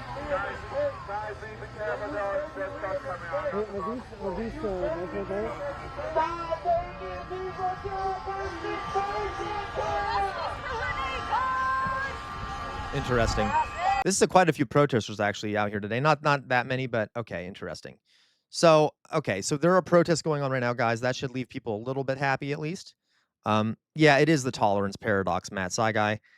And I've lost my patience for folks like that. I just have. I just can't. Guys, the thing about having, I'm going to put my face up and then I'll find something else for us to watch really fast. The thing about having a functioning democratic system, right, is that, and I'm kind of Machiavellian in these things. I know we've talked about this before, but in order for the people, democracy means, government by the people. If you want the people to rule, the people better be strong about it, right? We better fight for the sake of ourselves. So if your government is democratic, it better fight and use the authority of the state to protect our will, right?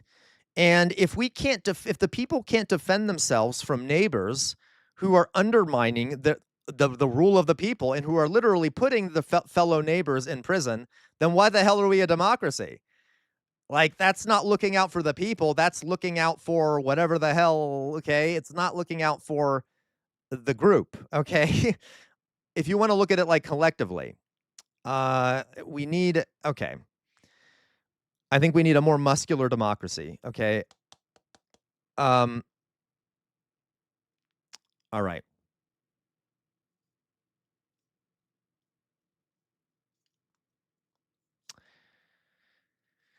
Let's see here. Hello, Elks. It's so much easier to just move to a theocracy dictatorship than to overthrow a democracy.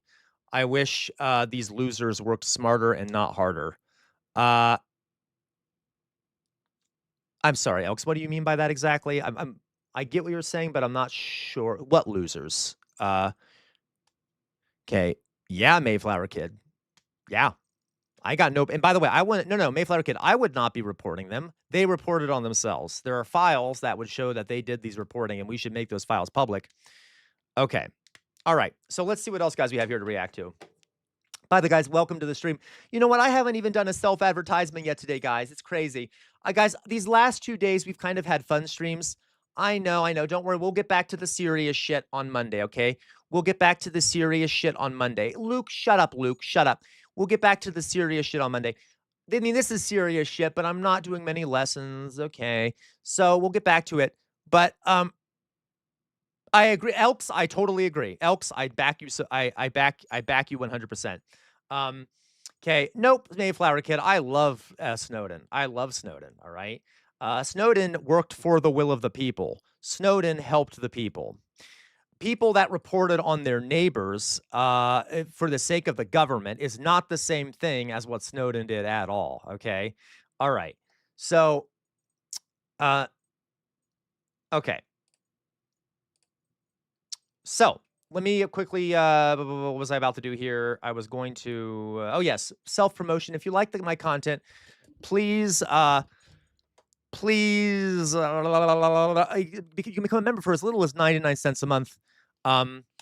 Nope, Mayflower Kid, I do not. I do not. I want I want all the records revealed.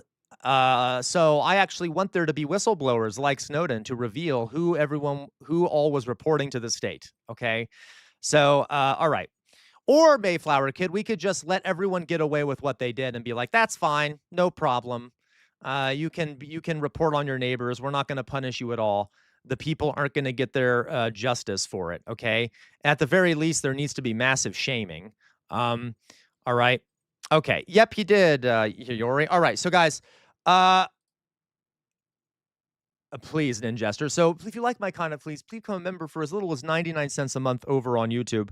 You can hit the join button. Exactly, LaQual. All right.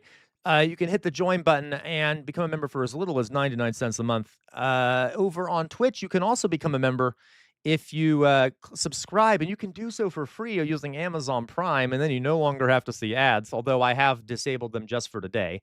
Normally there are ads. Yeah, 99 cents a month, Loy. So 99 cents a month. That's all it costs, folks. I repeat myself. 99 cents a month. Right, Loiso? Exactly. As Loiso says, as that one person said, streaming and expecting donations as your main income is pathetic. Okay? Viewers aren't obligated to pay. Trends change instantly and algorithms don't care about you. Get a job, right? I know. Thank you, LaCroix. Thank you. Thank you so much. Thank you all for reminding me of how horrible I am. All right. Okay. So you can do that. And I run on donation. How dare you? I hate all of you. I run on donations here, folks. Anyone can watch. And if you're watching the stream, you can if you follow my channel in 5 minutes, you'll be able to make a comment. Anyone can watch. Anyone can comment. I try to survive here off of donations. I basically get no money from ads because I don't have enough followers or viewers for that. So any donations you can send were very helpful to me. And what just happened? What are you guys doing here? I have not, and I'm happy about it. Okay. F1 Addict. All right. So please do that. Love you all very much. Okay. Love you very much. Weird Morpheus Blob. How dare you, Mayflower Kid? How dare you? All right. So here we go. Let's find something else to watch here, guys. You know what? Maybe I'll put on how about this, guys? If we get 2 more donations, oh my God, I can do a little bit of bribery, right? If we do 2 more donations, here, no, I'll make it sexual. If we do 2 more donations, guys, you know what I'll do? I'll put on the collar. I'll put on the collar. Give me that collar, okay? You can put that collar on me. Put that collar on me. Okay, there you go. 2 more donations. All right, so let's see here. What else can we react to? All right. Oh, thank you. Who sent that? Who sent that? Oh, thank you, Dolly Boy. Thank you, Dolly Boy. You're so close to putting that collar on me. All right. Virtual violence, that's okay. Virtual violence, it's okay. I think people every day, I think a lot of people every day don't like me anymore. It's okay. You finally reached your limit, virtual violence. It's okay. Oh, thank you. Who sent that one? I have trouble seeing who that was because the name is cut off. Who sent that one over there on YouTube? Mayflower Kid. Oh my God, Mayflower Kid. Mayflower Kid said this donation prohibits the caller. Okay, Mayflower Kid. One more then, folks. I won't count it then. I won't. We need one more then, okay? And you can blame Mayflower Kid. Mayflower Kid said she didn't want it. So thank you, Mayflower Kid, for the donation. I know you've never liked it. Come on, Hiyori. Come on, Hiyori. I thought, come on, Hiyori. How dare you? All right, Loiso. How dare you, Loiso? All right, you know what? Never mind. I'm trying every method I can, guys. I'm sorry if the sexual appeal didn't work. Okay, I know you all think I'm gross. All right. Okay, let's watch something. Reactions. Let's see here. Ooh. Okay, let's watch. This was sent by Jonas. And I grew up. Oh, yay, Tucker Carlson. Yay. All right, thank God. Let's see what Tucker Carlson has to say. Hello, F1 Addict. Thank you for the gay face. All right. When do we get this leather collar? I never said there was a leather collar, Drusilla, but if you send me $100, maybe I can get a leather collar. Okay. You know what? Virtual violence? No virtual violence. Bad virtual violence. Okay. All right. Here we go. Here's our next president, folks. Here is our next president. This is a virtual. I'm actually concerned that Tucker Carlson will be our next president. Matt Saigai, I can turn them, Matt Saigai. I can turn them. Oh, thank you, Roy. Roy wants it too. Matt Saigai says sexual appeal doesn't work because 50% of us, of your viewers are straight. I can turn them, Matt Saigai. Don't worry, guys. There are two kinds of people in this stream. LGBTQ folks and people who are in the closet. That's it. That's it. Okay. I'm just kidding. All right. So moving on. I will willingly try everything. So here we go. We got, we have, that's true, TJ. All right. So here we go. This is Tucker gets schooled on his casual racism. Everyone ready? Let's watch. In a world where overt expressions of that were not acceptable, you weren't allowed to generalize on the basis of race because the assumption was each person is an individual.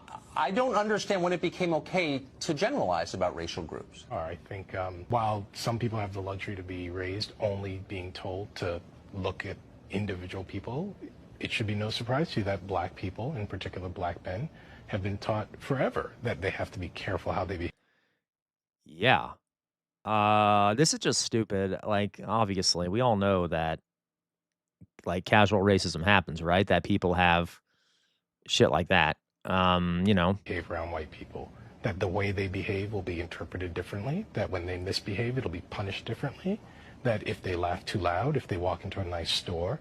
So, with all due respect, Tucker, that guy, it's so true. I had students who would tell me horror stories about walking in, like black students who would walk into a store with their friends, and they would just be followed or they'd have the police called on them just because they were in the store with black friends. Like groups of black children aroused enough suspicion that either customers in the store would call the police on them or they'd be followed by shoplifting police or like security.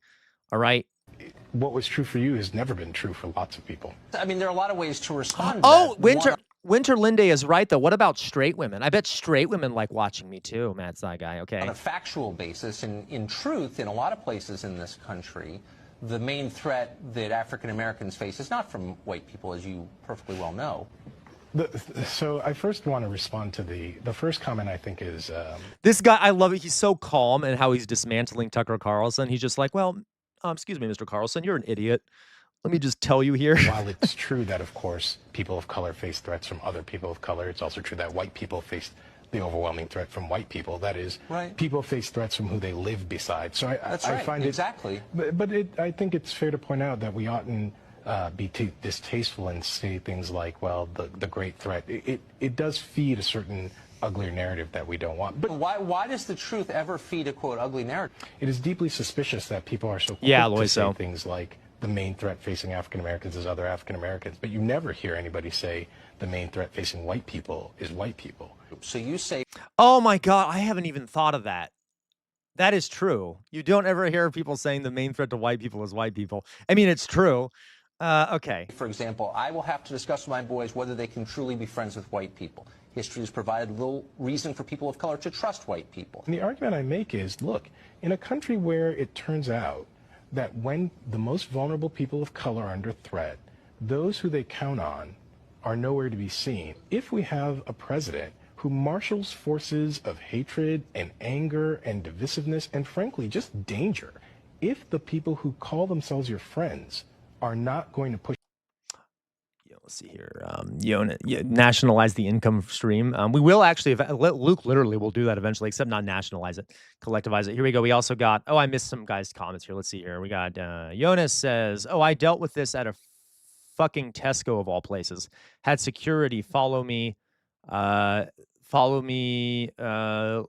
I'm going to steal a loaf. That is so insane. That is so insane. That is so insane. Okay. Dear God. All right. Push back against that, then maybe you can tell me why it is I should trust those people. When those who count themselves as your friend see that others put you in danger, right. it is their opportunity to prove they're your friend. It's fine to be friendly with them, but these are not your friends. You're right, TJ. We live in a country where we oughtn't pretend that these divides have not consistently been on racial grounds. And we see that over and over and over. That's true. When I agree. When black people are in danger from, say, addiction, we get policing. When white people are in danger from addiction, they get rehabilitation. That When is black so people true. don't have jobs, we get stories about why we're making the wrong choices. When white people don't have jobs, we get a presidential campaign about the forgotten class. Oh my God, it's so true. It is so goddamn true. All right. Brilliant takedown there. Thank you, Jonas, for that. Of course, no one will listen to it. No one on the right wing will listen, but it's true. Very well done. Okay. Discussion there. All right. Okay. Let's see what else we got here, guys. Oh, ba-da-ba-ba-ba-da-ba-ba. Ooh, you know what? Roy, are you still here, Roy? Puerto Rico is part of the United States, but it often doesn't really feel like it, mostly because while the rest of the country has prospered. You know what? This looks kind of good. Let's watch this. Roy, are you still here, my friend? You still here? Are you still here, Roy? Roy, yay! Okay, you know what, guys? We're gonna watch Roy's video. We've never watched one of Roy's videos, so we're gonna watch Roy's videos. Roy here is from Puerto Rico, all right, which makes me really goddamn jealous because the weather there is amazing, and I am stuck in Ohio right now. Anyway, the point here is that we're gonna watch Roy's video because we've not watched any of Roy's videos. All right, so let's watch Roy's. This will be about Puerto Rico and why the America doesn't give a shit about it. Now, we have to remember, guys, that Puerto Rico is part of the extended American empire. We conquered Puerto Rico from Spain and then integrated it into our empire as a colonial okay, and then integrated into our empire as part of a colonial holding. It is currently a territory. It is not a state. Okay, it is not a state. So just letting you all know, for those who don't know about Puerto Rico, all right. And it's often under, you know what? We'll just watch the video. I bet it'll explain it. Puerto Rico is part of the United States, but it often doesn't really feel like it, mostly because while the rest of the country has prospered, Puerto Rico has stalled out completely. And while it might seem like just a run of bad luck, the reality is that the very country that controls Puerto Rico, the United States, is also the one. Yeah, Roy. Yeah, they call it a commonwealth, but it's just it's like a territory. It's like an imperial territory if you look at it functionally. Yeah. One that is strangling it. And as usual, Jonas, how dare you? Jonas says, be honest, you're jealous because you want to be surrounded by hot Latinos. Come on, Jonas. Come on. I mean, it's true, but you don't have to say it aloud on stream, okay? God, it's so rude. All right. This story begins with the very geography that has defined Puerto Rico for so long. This video is sponsored by Squarespace. All right. In a box off the coast of Florida, completely out of scale and context. But in reality, Puerto Rico is the easternmost anchor of the Greater Antilles, the chain of large islands that includes Cuba, Jamaica, and Hispaniola, the island that includes Haiti and the Dominican Republic. It sits roughly 1,000 miles southeast of Miami, roughly the same distance as New York City is from Miami, and acts as a gatekeeper between the open Atlantic Ocean to the north and the Caribbean Sea to the south. And this specific location is the first clue to its turbulent history. Puerto Rico isn't just a tropical island because geographically it's more of a fortress. To the west lies the Mona Passage, a 90-mile wide strait separating Puerto Rico from the Dominican Republic. This passage is one of the most vital shipping lanes in the world, connecting the Atlantic to the Panama Canal. Historically, whoever controlled Puerto Rico controlled the flow of wealth into and out of the Americas. This made the island a prize. Well, probably, also slave trade, other trade, sugar trade, tobacco, all this other shit too. Not just for its resources, but for its location. It was the literal key to the Caribbean. But while its location made it a target, its terrain made it difficult to master. Contrary to the idea of a tropical paradise, Puerto Rico is incredibly mountainous. The island is bisected from east to west by the Cordillera Central, a massive mountain range that rises sharply from the coast. Winterland. The highest peak, Cerro de Punta, towers over 4,300 feet above sea level. This geography created a stark divide that still exists today. The north is humid and green, fed by trade winds that dump rain as they hit the mountains. The south is drier, almost semi-arid in places. sitting in the rain shadow of the central spine. This rugged interior historically made infrastructure a nightmare. Moving goods from the coffee plantations in the mountains to the ports on the coast was an arduous Correct, task. Luke. It Correct. forced the population to cluster heavily along the narrow coastal plains, There's specifically San Juan. in the north around San Juan. Yeah. This concentration of people makes the island incredibly vulnerable. When a hurricane strikes, there's not Yeah. many places you can retreat to. The mountains trap the Do you guys remember when the hurricane hit Puerto Rico and then Donald Trump went there and was like throwing paper towels at people? He is like, here, have paper towels. Throwing paper towels. Do you remember that?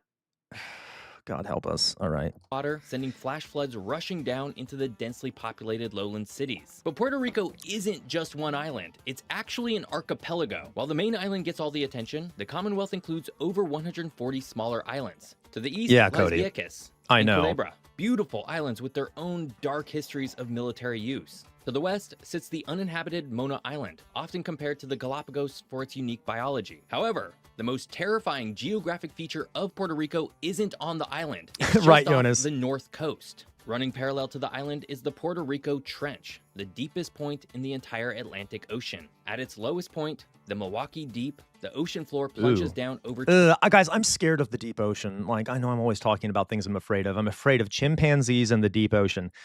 I just I don't know. I don't think I'd ever want to go down there. It's like there's too many scary things down there that we don't know about.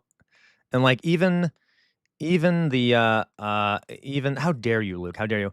Like yeah, but also we keep finding shit down there that's scary, right? Like big scary things that we didn't know exist. I swear, I just don't know, thank you, right? One of the motivations behind the monster from Alien, the movie Alien, was some of the creatures from the deep ocean. Like there's a, let me guys 1 second here. Well, we'll get back. Forgive me, Roy. You know my ADHD is kicking in. Let me show you here a very terrifying creature from the deep sea. Creature, deep sea, mouth. Let's see here. See, retractable mouth. Retractable mouth. What is it called? It's the goblin shark. So here we have a goblin shark. Now, the thing about the goblin shark, folks, which is from the deep sea, is that it has a retractable mouth. So, kind of like look at this thing. Okay, look at this shit. That mouth can come out of its body and grab shit. Okay? It is a goddamn monster. And it should be extinct. I don't care. I don't care about conservation. We need to kill all these things. They're going to become sentient and they're going to start walking around and killing us all right? I don't care. Bye-bye goblin sharks, all right? Loiso, they'll get bigger. They'll get bigger. I don't care. I don't care that they're like a foot long. I don't care. I don't want to care. No virtual violence. I don't care if they're chill. I don't care if they're chill. They're not cute. I don't care if they're chill. They're going to evolve. We need to put an end to this now, okay? They're going to become like the xenomorph from Alien, okay? I don't care. Don't lacrosse, be quiet. No, he's not chill at all. We need them all gone, all right?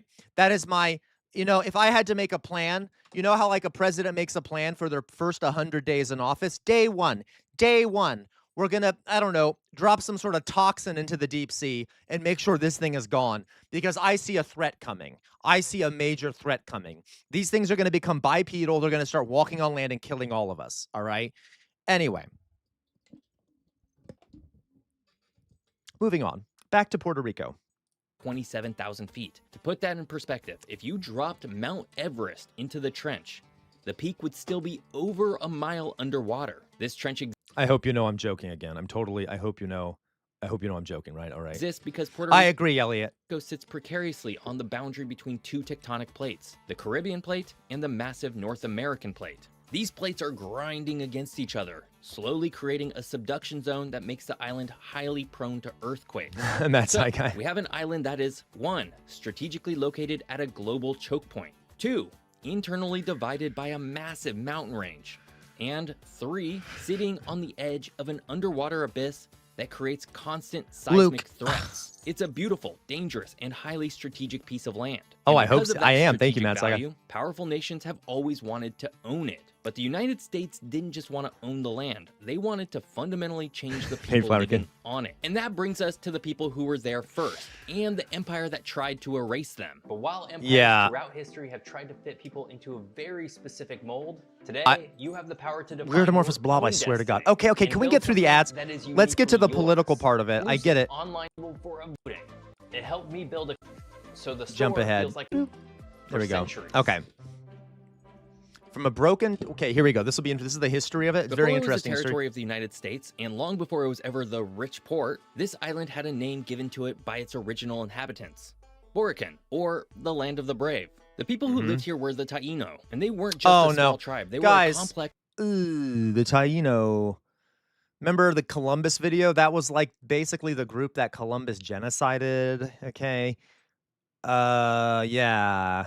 Thriving civilization that dominated the Caribbean. By the time Christopher Columbus stumbled onto the island in 1493 during his second voyage, the Taino had established large villages, a sophisticated agricultural system, and a culture that prized art and sport. They played a ceremonial ball game in stone-lined courts called batallas. That's ruins cool. of which you can still stand in today. But Ooh. the Taino made a fatal mistake. They welcomed the strangers. The Spanish arrived looking for gold, and they found it in the rivers of Borican. They renamed the island San Juan Ida's Bautista, back. Hello, and Ida. The main trading port became Puerto Rico, or the Rich Port. Eventually, through a clerical mix-up that Ooh. stuck, the names swapped. The island became Puerto Rico, and the Oh my God, guys, you would be shocked at how many things in history are clerical errors.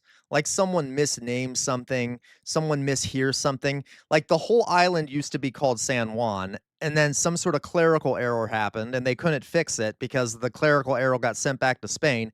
And so now the whole island is called Puerto Rico, and the city is called San Juan. Like, that is pretty funny. That happens a lot. Like in the United States, there are Amish folks who came from Germany, right? The German word, no, Ida, no, don't say that, Ida. Oh, you're gonna make me blush. There were people who came from Germany. They were Amish or Mennonite, okay? And when local Americans asked them, where are you from? They would say, or what language are you speaking? They'd say Deutsch, Deutsch, Deutsch, because in German, the word Germany is Deutschland, and German is Deutsch. But to American ears, it sounded like they were saying Dutch. So now we have the idea of Dutch speakers or people or Pennsylvania Dutch speakers, even though they speak German, because someone one time misheard the word Deutsch as Dutch. So, like, there's so many funny things that come from misunderstandings in history. capital became San Juan. What followed was a genocide. Through forced labor and gold mines, brutal warfare, Hey, not according to PragerU, right?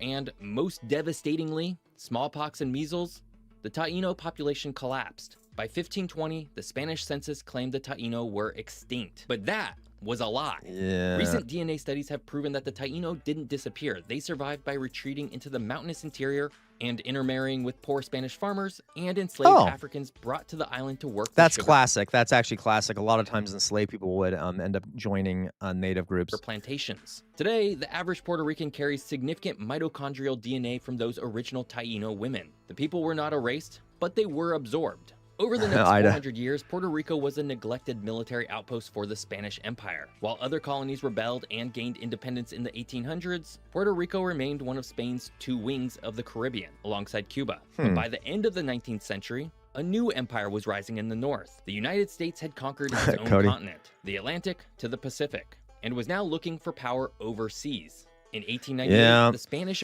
That Spanish Empire, not great, by the way. No empires are great, folks. This is why I say, you know, don't be mean to the American empire, guys. Don't be mean to the American empire, right? We're just an empire. All empires are bad, all right? All empires are bad. We're not special. We're just, you know, we're just the current evil empire, all right? And we're a bit bigger than a lot of empires.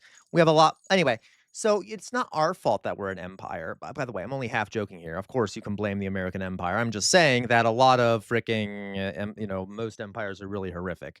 We need ours to fall sooner rather than later, please.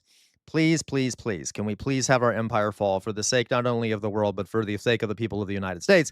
All right. American War broke out after the sinking of the USS Maine in Havana Harbor in Cuba. This was all the US needed for justification to start a war, and claimed it was fighting to liberate Cuba from Spanish tyranny. That's but true. when the US Navy bombarded Luke. San Juan in May of 1898, they weren't there to liberate Puerto Rico.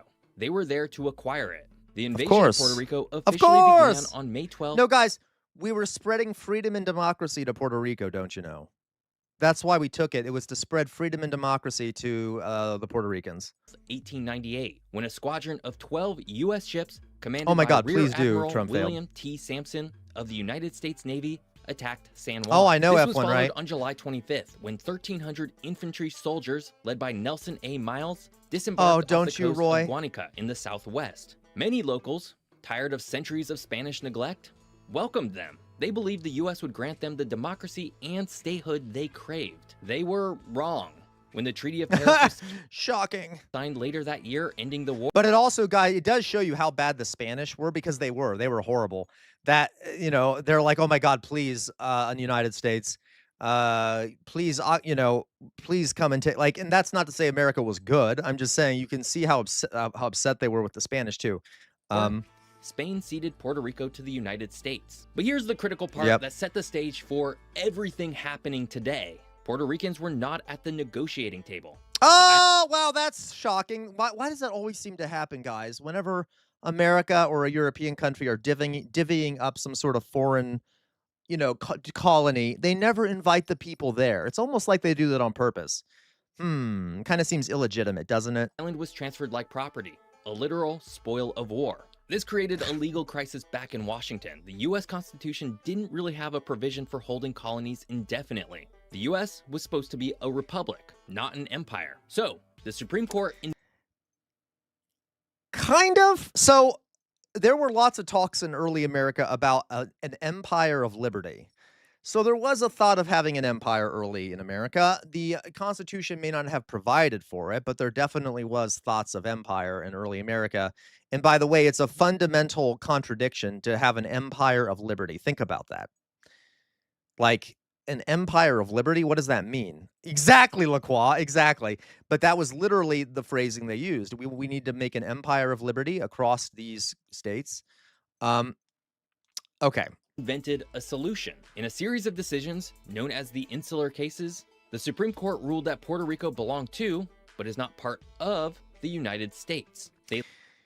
Okay, quick guess here, guys. Give me some reasons why we think that mainland United States didn't want Puerto Rico to be directly a part of the United States. Tell me. Come on, you all know it. You all know it. Why do you think one of the reasons is that Puerto Rico, that's definitely one. Now, that was mainly later, but yes, the F1 addict. Effects on elections. What else? Come on, folks. Come on, right, virtual violence. Come on. What about the people of Puerto Rico? What about the people? Well, there's slavery too. There you go. So at the time, a lot of it had to do with slavery. Exactly, Jonas. There's the other issue, big folks, here is the idea of having all these dark-colored people who don't speak English and who are Catholic being added to the white, this viewed as white civilization thing. There were lots of talk of the time about like this horde of dark-skinned Catholics coming into the United States. But if you were to add Puerto Rico to the United States, you'd suddenly have to grant all these dark-skinned people citizenship, which was really repulsive to a lot of Americans at the time. And there's still an element of this today, to be clear. There is still an element of this today where people don't view Puerto Ricans as American because they are dark-skinned and a lot of them speak Spanish. You see what I mean? Like, come on. And then there's more to it than that. There were political considerations as well. Yeah, Luke, you're partially right there, right? They also don't let DC become a state. So the F1 addict, that's complicated because it's also not really, it's partially the Puerto Ricans who can decide that. The Puerto Ricans to decide whether they want to be a state or not. Now, it has to be approved and stuff by Congress or whatever. But yeah. There's a lot of considerations here for this. Labeled it an unincorporated territory inhabited by alien races. There we go. They're gonna say it. They're gonna say it. Unable to understand Anglo-Saxon principles of law. This Oh my God, that sounds amazing. I would love more people here that don't understand Anglo-Saxon principles of law. Please, please, we need that here. Can we please have not a bunch of brainwashed white supremacist people here? Oh my God, please. All right. legal limbo meant that the Constitution did not fully apply to Puerto Rico. Congress could do whatever it wanted with the island. And what they did first was try to Americanize it by force. They changed the name to Puerto Rico, a misspelling that lasted until 1932. They made English the mandatory language in schools, firing teachers who spoke Spanish. They tried to strip the culture from the people. But the cultural resistance was too strong. The US realized they couldn't turn Puerto Ricans into Americans overnight. So instead, they decided to turn the island into a profit center. This brings us to the modern era. The United States had the land, and they had the legal cover to rule it without granting rights. Now they just needed to figure out how to extract the maximum value from it while doing the bare minimum to keep it afloat. And the mechanisms they built to do that are exactly what is choking the life out of the island today. The United States didn't just acquire Puerto Rico, it built a legal and economic cage around it by using a very specific set And I of should federal point out, folks, real fast here, that they actually, I know I mentioned previously that they're like, they would also have to vote for it. So in like 2000, was it 2004, 2024, Puerto Rico did vote and said that they wanted to be a state. So what is kind of preventing it now? My prior answer here, I'm basically saying that, you know, for a while, it was more than just like they want to will they want to make Puerto Rico a state? We do now know for a fact that they symbolically voted to be a state. Like over half the population wants to be a state. So it's being prevented for the reasons I said. There are political reasons for it, right? You don't want a bunch of more votes coming in there. There's also the racial reasons, okay, the cultural reasons. So it's a lot of racism and shit like that, okay? But historically, there were also there have been votes before, as I recall, in Puerto Rico, where they said they wanted to remain a territory, but the most recent vote was that they wanted to be a state. And let me quickly, actually, I'm going to see if I can find that. I'm curious, what were those last votes? Last votes, Puerto Rico statehood.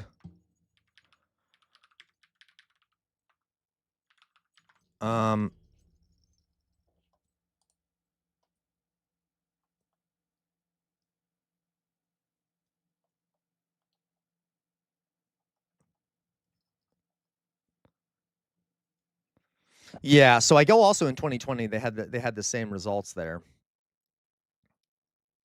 I can't remember the sort of result of some of these votes. Yeah, but you notice that 83% of Democrats, but only 35% of Republicans. But I think so most of it is the fact that they don't want the Republicans will probably hold it up in the Senate because they don't want Puerto Rico statehood passed because it'll basically be more Democratic votes in Congress. So again, it's, you know, more about power and shit and crap like that. All right. All right. Anyway, sorry. I'm just trying to remember some of the details here of this shit because it's been a while since I've looked into it. All right. laws that, when combined, Yeah, exactly. You'd have to beat the filibuster likely. Oh my God, that sounds great, Roy. If anyone wants to learn more about there's a really good book called War Against All Puerto Ricans: Revolution and Terror in America's Colony. Whew. I've actually heard of that, Roy. You know what? I'll post that in our Discord.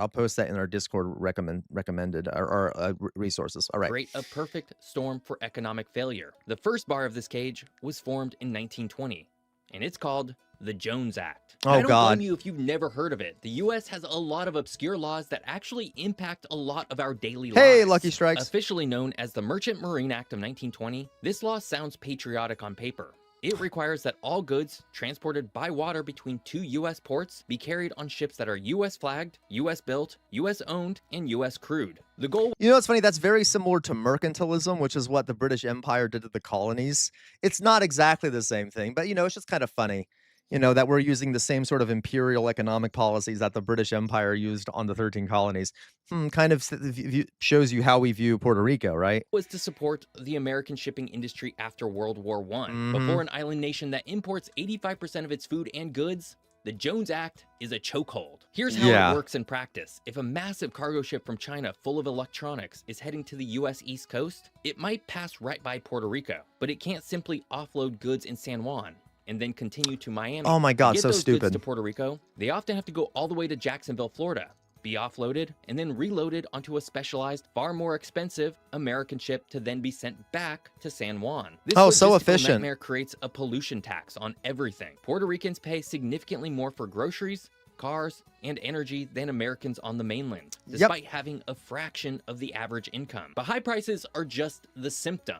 The real disease was a tax loophole that the US government hooked the island on and then suddenly ripped away. For decades, the US government knew Puerto Rico needed an independent economy. Their solution was Section 936 of the Internal Revenue Code. Passed in 1976, Section 936 allowed US manufacturing companies to operate in Puerto Rico without paying federal corporate taxes on their profits. And it worked. Pharmaceutical giants and tech companies Yeah, that's true, Lloyd. So the filibuster can easily be overridden, and it should be. That's for sure. flocked to the island. For a while, Puerto Rico was the manufacturing powerhouse of the Caribbean. And this meant that the middle class grew. The economy started to boom. Things were starting to look up in Puerto Rico for the very first time in a very long time. But in 1996, the US Congress decided to balance the budget. They viewed By the way, guys, Joe Manchin is in the Epstein files. Yeah, Joe Manchin's in the Epstein files. There was communications between his secretary and Epstein about acquiring a yacht for Manchin, which is kind of funny. Section 936 as corporate welfare and voted to repeal it with a 10-year phase-out. And by the way, so for the filibuster, guys, you do know that like the Democrats, now Loiso just mentioned this, this is true. Like the filibuster isn't like a real thing. You can easily overcome it, but it's plausible deniability. So if you now, yeah, it's plausible deniability. You basically can, the Democrats can use that as an excuse to not pass something. Now, right now, they don't have a majority in the Senate, but when they did control the Senate, they could have easily just voted to overturn the filibuster and pass shit anyway, but they didn't because it's an excuse they can use. And so that the filibuster is a lie, largely. And exactly, Luke, they'll know. And can we just point out that the reason the filibuster is the way it is today is because there were because of segregationists who wanted the filibuster to be in place to prevent desegregation of the South, and yet we still use it. Yay. And it's deeply undemocratic. So fun for that. Ending in 2006. The results were catastrophic. When the tax breaks expired in 2006, the factories didn't just wind down. They fled almost overnight. Thousands of high-paying jobs evaporated. The tax base collapsed. Puerto Rico entered a recession in 2006 that it has literally Exactly, never recovered Lacroix. from. So you have an island with a high cost of living, thanks to the Jones Act, and a collapsing revenue stream, thanks to the repeal of Section 936. How do you keep the lights on? You borrow money. The Puerto Rican government began issuing bonds to pay its bills, and Wall Street loved them. Because of another quirk in US law, Puerto Rican bonds are triple tax exempt. Local, state, and federal taxes don't apply. Investors gobbled them up, enabling the government to dig a deeper and deeper hole. By 2015, the debt had ballooned to over $70 billion, a sum the island could never hope to repay. In a normal US state or even a city like Detroit, the government would declare Chapter 9 bankruptcy. This legal process allows a government to tell its creditors, we can't pay you everything, so we're going to restructure the debt and pay what we can. But Puerto Rico isn't a state, and it isn't a sovereign country, so it couldn't declare bankruptcy. But it's more nefarious than that. In 1984, Correct, a Loiso. mysterious amendment was added to a federal bill that specifically excluded Puerto Rico from Chapter 9 bankruptcy protection. This meant Puerto Rico was legally prohibited from going bankrupt. They were trapped with their debt, and there was no way to escape it. But something had to give. So, the US Congress eventually stepped in, but not with a bailout. In 2016... No, guys, we're not talking about the speaking. We're not talking about the speaking filibuster. We're talking, what is it called?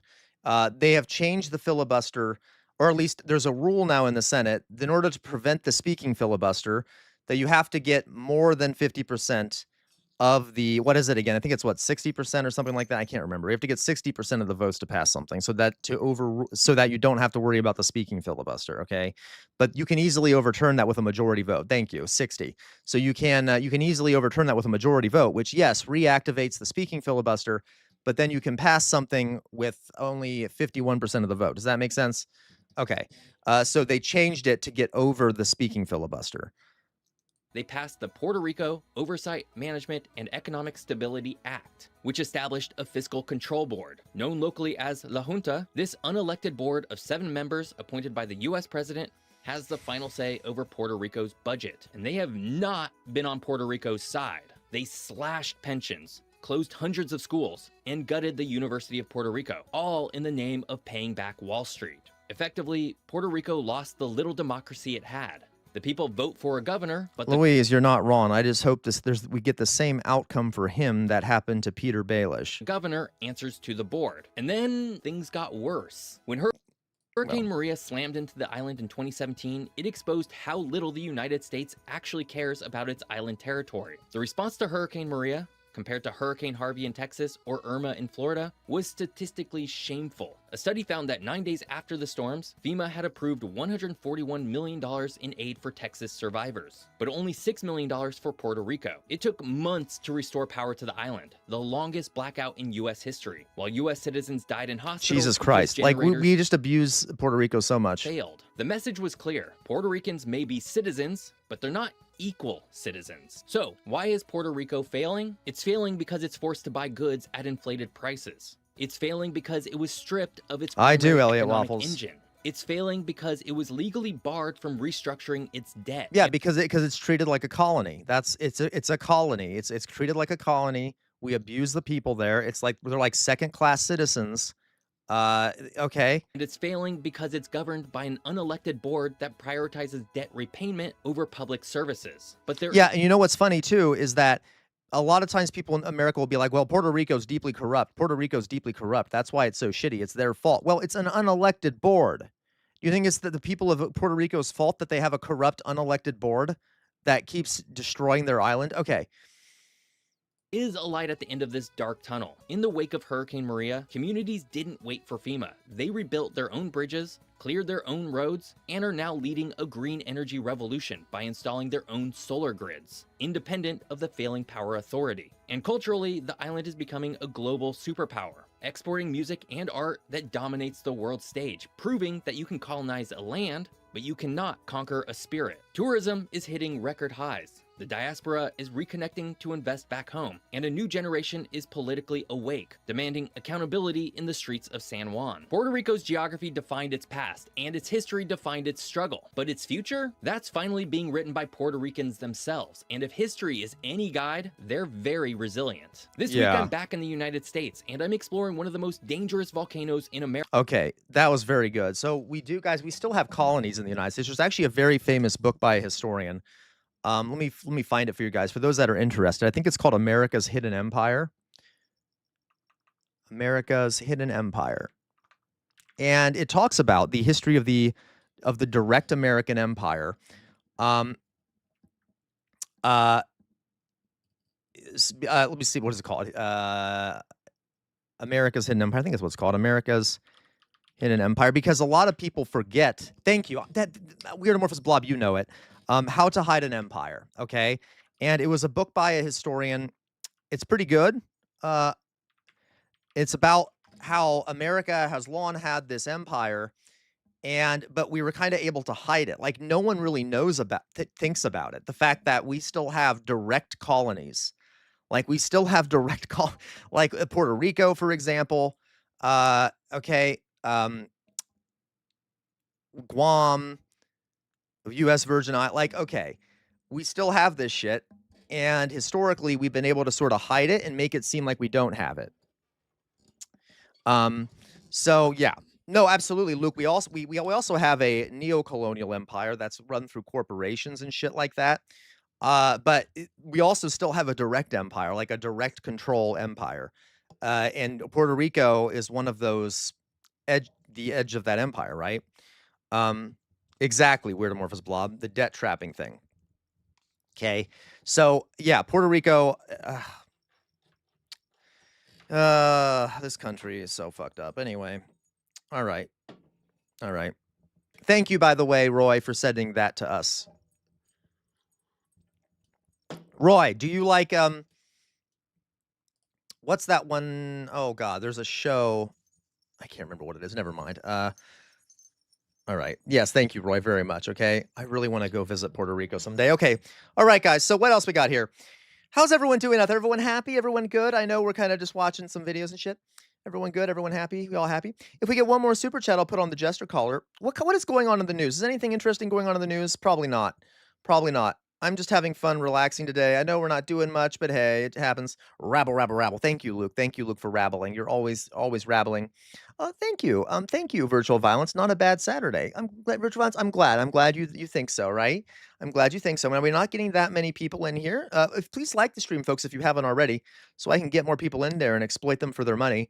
Would love that. Thank you. So let's see here. Because that's what I do, guys. I'm exploiting all of you for your money. Let's see here. What do we got here? We got some other things we could react to.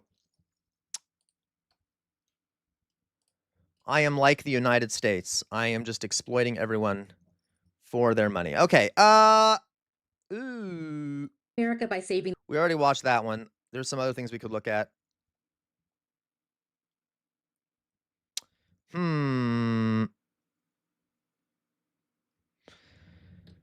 The terrifying rise of vice signaling. We could get. I know that Hiyori sent that a while back, I believe.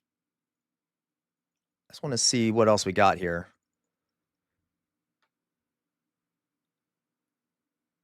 Huh. Man caught filming 5th graders in school bathroom. Okay, we're not going to talk about that. No, thank you.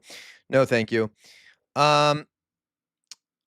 All right, let's take a look here. Let me see what we got over on the Discord.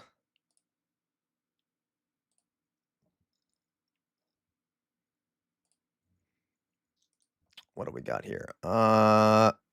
Pretty short song. Okay, we'll watch this. This is from Druzilla. This is just, it'll be short, so we'll watch this real fast. It finally happens, I'll still have to go to work. Feign concern with all my coworkers and try to hide a smirk. On the day it finally happens, I'll be holding back my tears, cause the pollen count is way too high around this time of year. On the day it finally happens, I'll still have to change my sheets. Think I left Do we know what they're talking about? Don't say it in chat. Don't Fed post, but we know what they're talking about. them in the dryer since around this time last week. On the day it finally happens, I still won't know what to eat. Takes so long to brine a turkey, but you just can't be my meat. On the day it finally happens, I'll still have to see my doc, so he can tell me not to smoke and call me fat and touch my chest and say your heartbeat is too fast. If you've been getting enough sleep, and I'll say no, not really lately, but tonight I'm counting sheep. On the day it finally happens, I'll forget to unsubscribe from a streaming service with one show that sucks in season 5. On the day it finally happens, shit will Oh wow, he has quite the range. grind out my gears. Still got 98 more problems on the wall, so grab a beer.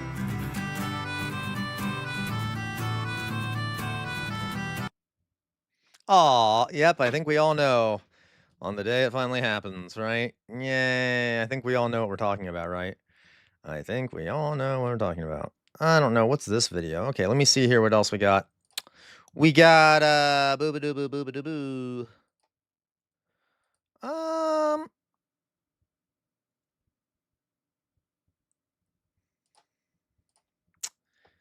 What else we got here? We got Jonas.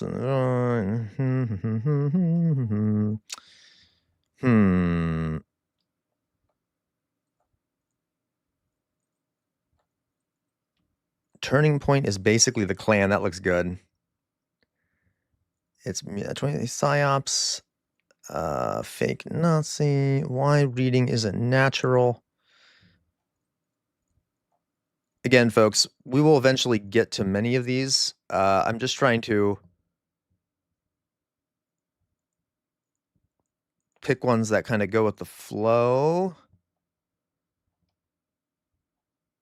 I can't really. I don't think I can. So Virtual Violence, we can do Jesse Wells songs on after night streams. I don't think I can watch them on regular streams. So we'll wait till an after dark stream to watch Jesse Wells because they're much more careful about copyright when it comes to playing songs on live.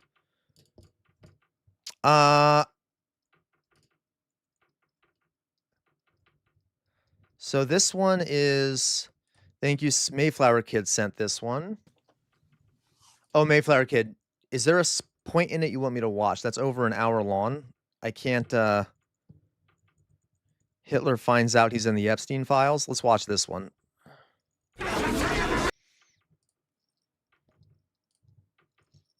Okay, we'll watch this one. 1 second. 1 second here. So we'll watch this one real fast. This just looks like a funny one. Let's just watch this one. Everyone ready?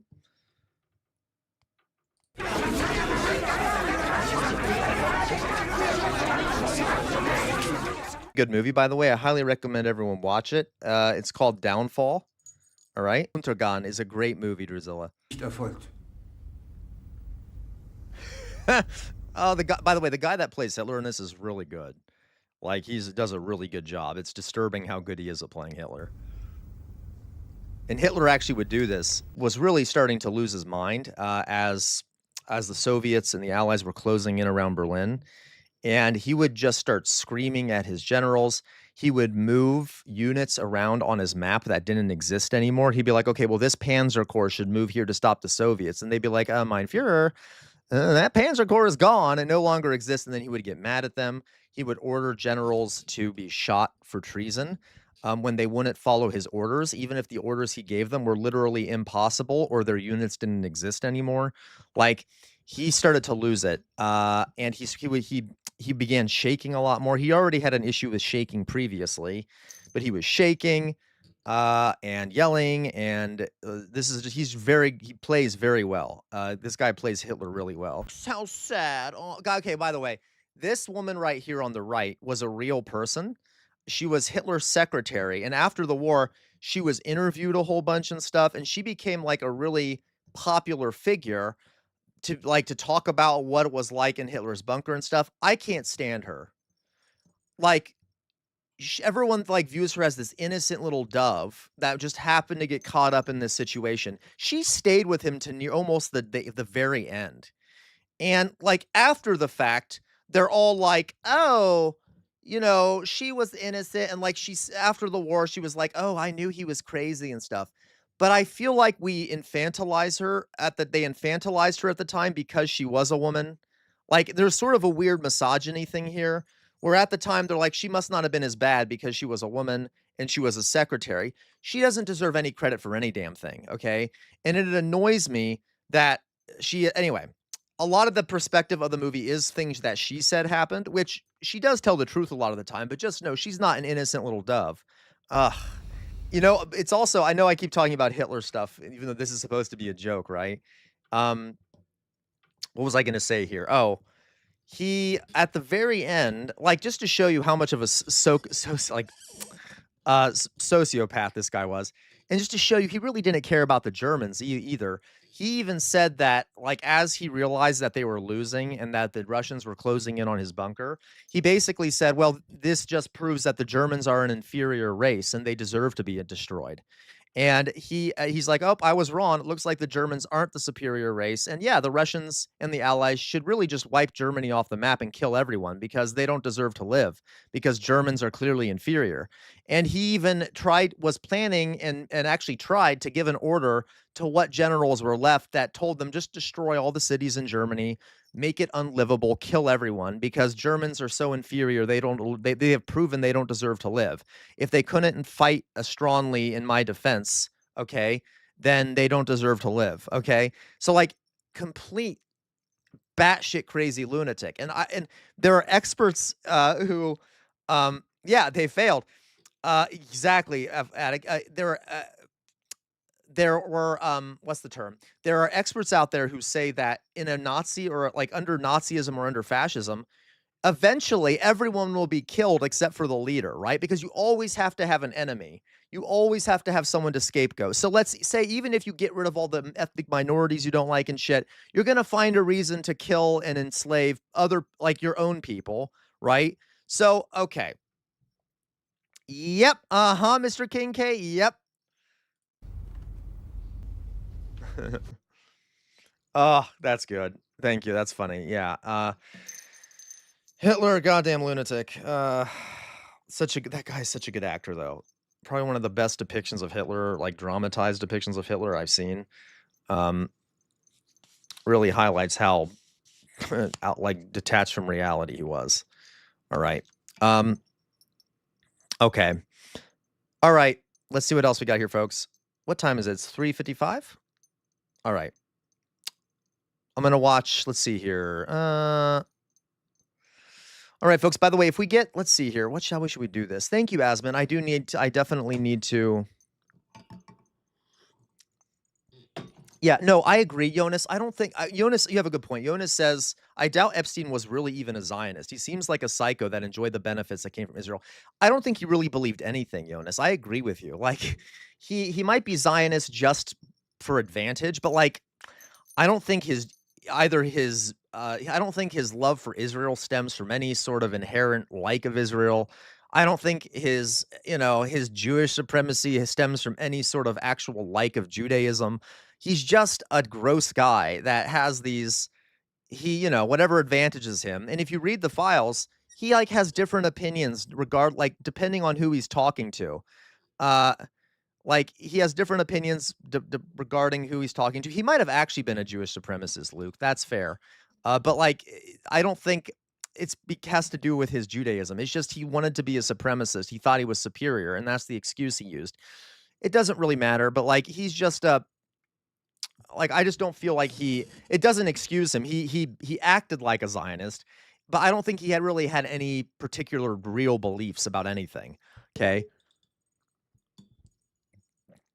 Like he just was in it for himself. Okay. Everything.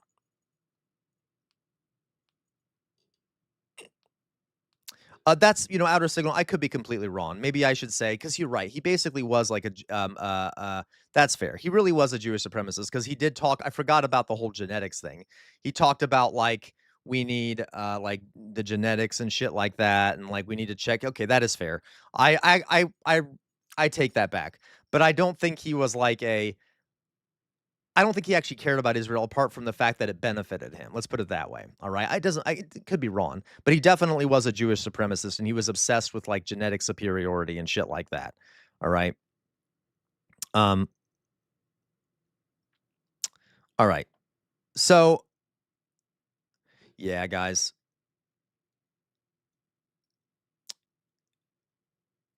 Yeah. Okay.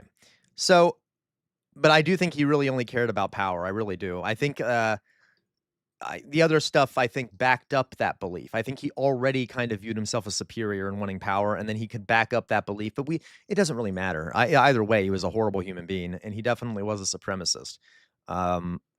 Okay, like a disgustingly supremacist. Did you guys hear that he had a bunch of 23andMe threes ordered so that he could check people's genetics to see how Jewish they were? You see what I mean? Like he did that. Like really weird shit. Checking people's genetic backgrounds to see if they have any quote unquote like Nazi shit. Nazi shit. Okay, that's like Nazi level shit. Right? Let's check your genetic makeup to see if you have any superior blood in you. Like real messed up shit. Okay. All right.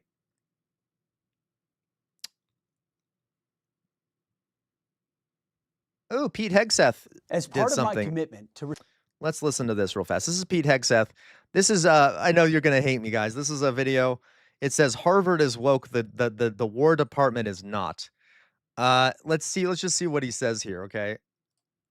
Restore the warrior ethos within the War Department. It's imperative to stay mission focused across the full spectrum. Oh my God, HGMS. No, did you see Nick Fuentes? Did you see Fuentes wore an Epstein quarter zip and said his crimes weren't that bad? Oh my God. No, I didn't hear about that, HGMS. I'm not surprised. What is Fuentes' angle here? I don't even care. It's just gross. Okay. Expenditures. This includes maximizing our return on investment when officers and senior enlisted service members attend expensive civilian universities. Graduates should emerge much more capable warfighters. You'd think. But unfortunately, right, Mummified Butterfly. Hello, Mummified Butterfly. Universities no longer live up to their founding principles. As bastions of free speech, open inquiry, and committed to the American values, that make our country great. Take Harvard University, for example. I know it well. Our military has had a rich tradition with Harvard throughout American history. In 1775, you probably didn't know this, General George Washington took command of the Continental Army. Oh my God, what are we talking about here? What is he doing? Okay. In Harvard Yard, and used the university as a military base. From that time through the Korean War, military service was commonplace at Harvard. There are more recipients of our nation's Medal of Honor who went to Harvard than any other civilian institution in the United States. Yeah, Cody. But today, this university with such a unique history, which receives They're going to say it's woke. billions of our federal tax dollars, is one of the red-hot centers of hate America activism. Too many faculty. One of the bastions of education for the elite class is Harvard University. So this is kind of funny. It's kind of friendly fire in a way, because Harvard is not a liberal university. It is a bastion of elite education. It is like considered one of the right, weird amorphous blob. A lot of elite colleges are very linked to the military. No, me too, weird amorphous blob. It's like, it's kind of funny. It's like friendly fire. It's like, go ahead, go after Harvard, fuck them. But I think you're doing friendly fire here. It just shows how deranged they are, that they think Harvard University is like woke or some shit. Members openly loathe our military. They cast our armed forces in a negative. Mayflower Kid, they just arrested a bunch of protesters in Minneapolis. Oh, that sucks. I hope they're okay. How many? Do you know? Light and squelch anyone who challenges their leftist political leanings, all while charging enormous tuition. It's not worth it. They've replaced open inquiry and honest debate with rigid. Right. Hey, Jonas, I actually think this is a good idea. You know what we should do? We should literally start accusing people like Larry Summers, Alan Dershowitz, people like that, and be like, they're so woke. We should start spreading memes about how woke these people are, and then maybe they'll get rid of them too. Like, okay. Doxy. In our line of work, ideological automatons are useless. We need weird amorphous wrestle blob with multiple viewpoints, professionals who can think critically and independently to solve important questions. Even more troubling is Harvard's partnership with our adversaries. Campus research programs have partnered with the Chinese Communist Party. University leadership encouraged a campus environment that celebrated Hamas. I agree, guys. I think Harvard and Yale and Stanford and Princeton and Brown and Cornell and Dartmouth are all just directly funded by the Chinese Communist Party. I think that too. We should totally get rid of all of those and just focus on public universities. Oh no. Oh my God, no. That'd be so sad. I'd be so sad if that happened. But I agree, I think they're all funded by the Communist Party. The Trump administration really ought to do something about it. Okay, really ought to go after all these elite universities that are basically, the pipeline for elite education. All right. Anyway, attacks on Jews, and still promotes discrimination based on race in violation of Supreme Court decisions. DEI was literally founded at Harvard. Thankfully, President Trump understands this and has moved to end these abuses. He called out Harvard for being a factory of woke ideology and a breeding ground for anti-American radicals. His administration reminded Harvard leadership that it's the responsibility of the federal government to ensure that all recipients are responsible stewards of taxpayer funds. Last year, the Trump administration... Weird Morris Blob, you're right. They weren't even liberal at all. They said they were suppressing speech, pro-Palestinian speech. So much for that. So much for that. Okay. Harvard on notice. Quote, Harvard has fundamentally failed to protect American students and faculty from anti-Semitic violence. Oh my God. Okay, it's all about Israel. Oh my God, everything's about Israel. I swear to God. Yeah, anti-Semitic violence. You mean pro-Palestine protesters? Oh my God, hello in your groove. I'm gonna lose my mind. All right, Jesus. Can I have like one stream, guys, where it isn't revealed how Israel is like, the Israel lobby is like, I just want one day where I don't have to hear the the name of that country or hear their propaganda spouted by a member of our government. Oh my God. In addition to other alleged violations of the Civil Rights Act of 1964, end quote. Why should the War Department support an environment that's destructive to our nation and the principles that the vast majority of Americans hold dear? The answer I'm to sorry, that question virtual violence. is that we should not, and we will not. And we will For too not. long, this department has sent our best and brightest officers to Harvard, hoping the university would better understand and appreciate our warrior class.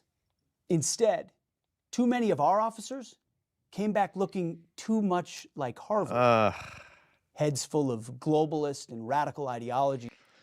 Oh, God. Guys, you do see the kind of comedic value in using the word globalist while saying that there are anti-Semitic shit going. Exactly, Luke. While saying that Harvard is anti-Semitic, and then you go and use the word globalist. Okay, I'm sorry. Like, oh my God. This really is a goddamn clown show. I'm gonna lose my mind. Okay. that do not improve our fighting ranks. So, starting now and It's just, okay, sorry. It's just funny how in America, anti-Semitic means anti-Israel, and then things that are actually anti-Semitic are like, you know, acceptable. I don't, okay. beginning in the 2026-2027 school year, I am discontinuing Okay, that's fair, all virtual violence. graduate level professional military education, PME. Hey, I'm okay with that. There's one thing you could say. Harvard does do pretty good education for the elites. Like, it makes them really prepared to control the populace and stuff. So go ahead, defund those programs. Help bring down the fall of the American empire. Less competent military commanders, all for it. Let's do it. Why not? There's my lefty take. All fellowships and certificate programs between Harvard University and the War Department for active duty service members. This policy applies to service members enrolling in future courses of study at Harvard University while on active Luke. duty. Yeah. Now, any current He's going to be like, I was reading this book called The Protocols of the Elders of Zion, and I think that the globalists, yeah, he's totally, oh my God. enrolled service members will be allowed to finish their course of study. With some exceptions, the Ivy League as a whole has a Right, pervasive Jonas. institutional bias and a lack of viewpoint diversity, including the coddling of toxic ideologies that undercuts our mission right here in this building. That is why in 2 weeks' time, The coddling. components of What are they doing? They're coddling toxic ideologies. They're the one who are like, we need this super hyper masculine, very gay military culture full of hyper masculine men who knew how to shoot these guns. Like, okay, I don't know why I'm playing up the gay part here. Okay, like, all right. Oh, it's just funny to me. Like, everything they say, every accusation is like a confession for these people. all of our departments, Army, Navy, and Air Force, will evaluate all existing graduate programs for active duty service members at all Ivy League Right, we're the universities most love. and other civilian universities. They do, Luke. They the goal are. is to determine whether or not they actually deliver cost-effective strategic education. Are you kidding me, HCMS? You know what? I don't even want to ask about that HCMS. That sounds like a moron. I don't know who that was, but oh my God. Okay. For future senior leaders when compared to, say, public universities and our military graduate programs. At the War Department, we will strive to maximize taxpayer value in building lethality to establish deterrence. It's that simple. That no longer includes spending millions of dollars. I'm sorry, that was the worst attempt at a simplistic explanation. We're going to raise the money to build up a warrior culture and then create the forces and then do the training and make things go like this way and that way and this way to build up a culture. It's that simple. What? Like, can you simplify that a little bit? That's not even very good marketing. Well, I lost the train of what he was trying to say there. That was not simple at all. Just a side note there. Maybe work better on how you vocalize these things, even if it's bullshit, okay? On expensive universities that actively undercut our mission and undercut our country. We train Oh, that looks like warriors, at HCMS. not wokesters. Harvard, good riddance. Okay. Harvard, good riddance. Good riddance to you, Harvard. Oh my God, such a beta. All right, putting up my face, guys, putting up my face.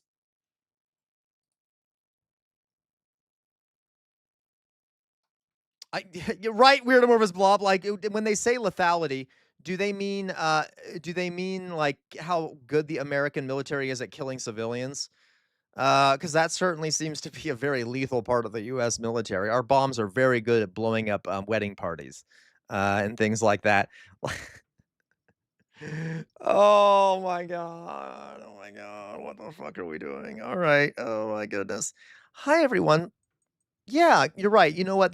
They should train the military to be used against American civilians. We all know that's what's going to happen. They already are being used. The F1 addict Penelope sent an email accusing her of being an abuser of women. Okay. Ooh. So guys, yeah, unsuspecting child hospital. We got to train them to aim that drone, that that heat guided missile at that children's hospital. All right. Well, they probably already know how to do that because they work closely with the IDF, so they've probably already been taught how to do that. All right, so virtual violence. The globalist agenda is Antifa, commie, Marxist oriented, and is corrupting our nation of freedom and democracy. Right? Oh, this is so good. Oh my God, you guys, this is like so good. It's so funny. It's so goddamn funny. I feel like I've just been sinking lower and lower down into my chair this whole time. And now I'm like way low down in my chair. You can barely like my head is just low down. Anyway, um uh I don't even know. Okay. How's everyone doing out there? Everyone doing well? We got well, it's anyone let's talk for a little bit here before I go eat and shit. Um Anyone have anything you want to talk about in regards to the news or anything like that? Any questions? Any questions anyone has? You know what? Let me hand out some boops. I haven't been good at doing the boops today, have I? I have not been good at doing the boops today. Let's do some boops. Here we got a boop for Luke. Boop. Matt Saigai gets a boop. Boop. Can we do a movie stream on Discord voice chat? Well, Matt Saigai, I was going to ask you guys, who here, if I did an After Dark stream tonight, would anyone come to it? Would anyone come to an After Dark stream tonight if I did an After Dark stream tonight? Would anyone want to come to an After Dark stream if I did one? Let's see here. Weirdomorphous Blob gets a boop. Boop. Virtual Violence gets a boop. Boop. By the way, if you're hiding in the chat, I won't know to give you a boop. So Druzilla gets a boop. Boop. So Cody, that would be between 5:30 and 6:30 p.m. Eastern time.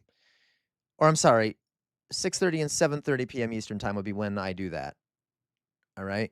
Outer Signal gets a boop. Boop. LaQuah gets a boop. Boop. Okay, gotcha. TJ gets a boop. Boop. Dolly Boy gets a boop. Boop. Louise gets a boop. Boop. Why do you all want Brahms? I can give you Brahms, but no one likes Brahms. Hello TNF Core. Welcome TNF Core. Have you been in here before, TNF Core? F1 Addict gets a boop. Boop. Mummified Butterfly gets a boop. Boop. Dolly Boy, you get I'm going to give you a bop, Dolly Boy, if you don't stop being an ass. Okay. Everyone likes the boops. Stop handing out illegitimate brumps. Guys, any brump or boop or what is it called? What is it? Bonk? Bonk. Okay, bonk, brump, and bops. Any bump, bronk, bump, bop, or I'm sorry, bonk, boop, or brump that is not handed out by me is an illegitimate brump, boop, or they're counterfeit. So Matt Saigai and Dolly Boy are doing counterfeit brumps. All right. Okay. These are counterfeit brumps. They're not real brumps. I want to be clear about that. Okay. Luke gets a boop. Boop. HGMS gets a boop. Boop. DB gets a boop. Boop. Anyone else want a boop? Anyone else gets a boop? All these counterfeit boops out there. Fetty Spaghetti gets a boop. Boop. Okay, anyone else want a boop? Have I handed out enough boops? Is everyone happy with the boops? Please make your name known or forever hold your peace. We got enough boops out there? All right. Okay, so all right, thank you. Okay, SM gets a boop. What'd you just do? Matt Saigai, what setting did you just change? 5-second slow mode for this room. You want to be a boop, Cody? Here you go. Boop. F1 addict gets a boop. Boop. Okay. All right. You want all the boop. Ninjester gets a boop. Boop. LaCroix gets a boop. Boop. What the hell is slow mode? Matt Saigai, why'd you do that? Why'd you make it slow mode over? Okay, guys, I'm sorry. I'm being such a bad streamer. I'm just being a lazy ass. Ninjester, I love you. It's not true, okay? Also, for the people that are starting a cult, the cheeseburger cult. I know, right? Outer Signal. I don't know why. So, guys, maybe we'll do an After Dark stream later. Oh, Hiyori, you get a boop. Boop. Boop for Hiyori. All right. So, ABD says, get out of your mom's basement.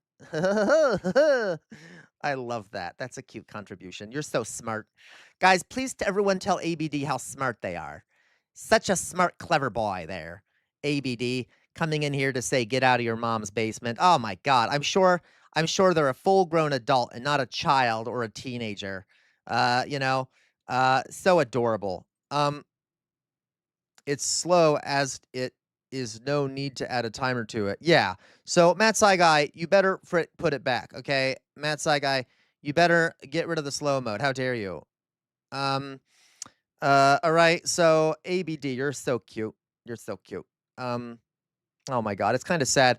I wonder. I'm surprised that ABD was let outside or was allowed on the computer. Clearly, probably doesn't have the. Well, I don't want to say that. That's going to be an asshole thing. I'm going to say something very assholey if I go on here. Okay. Anyway. All right, you guys. What's a dig at my channel? All right. There you go, guys. All right, I'm done. I'm sorry. I'm just sitting here rambling aimlessly, aren't I? All right, guys. I've been streaming for almost 5 hours now. I'm going to remember, folks, I do my regular I'll be, I don't tend to stream on Sundays unless something horrible happens. So I won't be streaming on tomorrow, but I will definitely be streaming on Monday. And maybe I will stream tomorrow during the Super Bowl for those who don't like the Super Bowl. We'll find out, okay? What? What do you want, Matt Saigai? Jesus! Matt Saigai, why would I send you $200? I'm barely making enough money as it is. I can't send you $200, but thank you for the offer. I mean, I don't know what. Okay. ABD's mom needs to refill my card, so I can't get some effing ice. All right. Oh my, there you go. Hey, oh my God, that's funny. Trump failed. I'll accept it. I'll accept it. Okay. Oh my God, I'm such an asshole. All right. Everyone ready? So, yeah, some people need to learn basic manners. Absolutely. All right. So, guys, look, I pulled a Trump. I sicked my community after someone insulting me. I didn't really. I said you should compliment them. Okay. Anyway, it's fine. All right. So, guys, I'm going to get off now. I don't stream on Sundays, but I might stream tomorrow because of the Super Bowl. Yeah, I've been almost 5 hours, actually, Hiyori. I've been going for almost 5 hours. So I might stream tomorrow, Matt Saiga, right? And I might do an After Dark stream. I'll see how I'm feeling, but keep an eye out. My tooth has been hurting, and if I'm kind of having trouble talking like I am right now, I might not do it tonight. I'll see what happens, okay? All right, you know that, Matt Saiga, do you? All right, we'll see how that works. Okay, guys, you know what I'm about to say, right? You know what I'm about to say. We'll see about a stream tomorrow. I can see there's a lot of no, I don't think I can't watch the NFL, Jonas, but I could do something like, I don't know. I'll just stream during it. People don't have to watch. People who don't watch Super Bowl. Don't worry. It's a stupid sports thing over in the USA. It's not stupid. People can enjoy it if they want. Okay, everyone ready? You all know what I'm about to say. First of all, free Palestine. Free Palestine. No, Dolly Boy. No. Look at Dolly Boy. Look how disgusting Dolly Boy is. Dolly Boy said the following. Dolly Boy said free Palestine / Dolly Boy because Dolly Boy thinks that he's just as oppressed as the Palestinians. Now, that is some white privilege right there, okay? Dolly Boy is a monster. Think about that. Dolly Boy is saying that he is as oppressed as the Palestinians. Disgusting, Dolly Boy. You should be ashamed of yourself, okay? Bad dog. Bad dog. Oh my God, I'm such an asshole. Okay, I'm an asshole. Okay. No, I don't know if he's white, Matt Saigai, but it was funnier if I said that. All right. Okay, everyone ready? First of all, free Palestine. Second of all, never stop resisting. The easiest way to resist is to resist authority figures. Don't believe them blindly. Okay, that includes when you watch me. I'm not perfect. I make mistakes. See what other people are saying. Don't get caught in an information silo because the easiest way to resist is to think for yourselves and fight back. Okay, we're living in a fascist moment in this country. Fascism thrives in an environment where people have lost faith in their democratic institutions, so they turn to more radical ends of the political spectrum. The way to fix this, okay, the way to fix this is through major reforms. We need major reforms in this country. We need revolutionary change. You cannot stand um, in the center. If you stand in the center, uh, the fascists will walk all over you. Um, do not stand in the center, okay? Do not let the fascists walk all over you. Fight back, folks. You all are badass. I know most of you. Like, I know most of you pretty well. I know you're fucking badass. Resist in your own ways, okay? You don't have to resist every single day. I mean, you should, but I know we also have to survive. We have other stuff going on. Do what you can to resist, okay? Find time to resist. On the wall behind me is a sword. The name of that sword is Chainbreaker. It's been passed on in my family for many years. Why do I have it back there? I have it back there to remind everyone that our ancestors made some major sacrifices for some of the things we have today, some of the rights we have, some of the freedoms. We cannot let their sacrifice go to waste, folks. Please imagine if you had been one of these people or their family members, someone who died trying to end slavery in the United States, for example.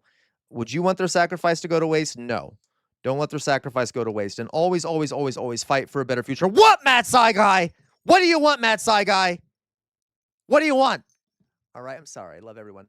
Thank you, Outer Signals. Outer Signal, everyone needs to take a hint from Outer Signal, who I'm never going to be mean to again, because yesterday I yelled at Outer Signal for not being in the Discord and then found out that Outer Signal had malaria. So I was kind of an asshole. All right. And I feel bad about it, and I'll always be mean. I'll never be mean to to Outer Signal again. When was that a part of the script? Virtual violence, I don't need your sass, virtual violence. You're becoming sassier by the day. I think you're in with a bad crowd, virtual violence. You're being polluted. Okay, Outer Signal, you're an asshole. There. I can be mean to you if you want me to be. Okay, you want me to be mean to you? All right? Like, okay. I think it's your fault you got malaria, Outer Signal. What are you doing with all those mosquitoes, right? Like, what are you doing letting all these mosquitoes suck your blood and stuff? Really, you should work better on that, okay? It's your fault. You should take some responsibility for keeping mosquitoes off yourself, Outer Signal. I think it's your fault. Okay. Ugh. Guys, I don't really want to get off now. Like, do I want to get off now? All right, there we go. Right. Okay. At least charge the mosquito. Okay, never mind. Okay, all right. So everyone ready? I'm gonna go now. I'll probably come back on later, guys, to do a late night stream. So if you are, look, I'm sinking even further in the chair. If you want me to, I'll come back on later for a late night stream. Okay, you can, if you please click if you're on YouTube, click the bell icon, which will tell you when I go live. Or, well, actually, I won't be live on YouTube. Go to our Discord and keep an eye out for the notification that tells you when I go live. Okay. All right. Oh, everyone's saying I should get off. I'm kind of confused. What do you mean out there? Boop, boop, boop, boop. What do you mean? Boop, boop, boop. All right. Everyone good? Everyone good? Okay, love you all very much. Bye-bye, folks. Bye-bye.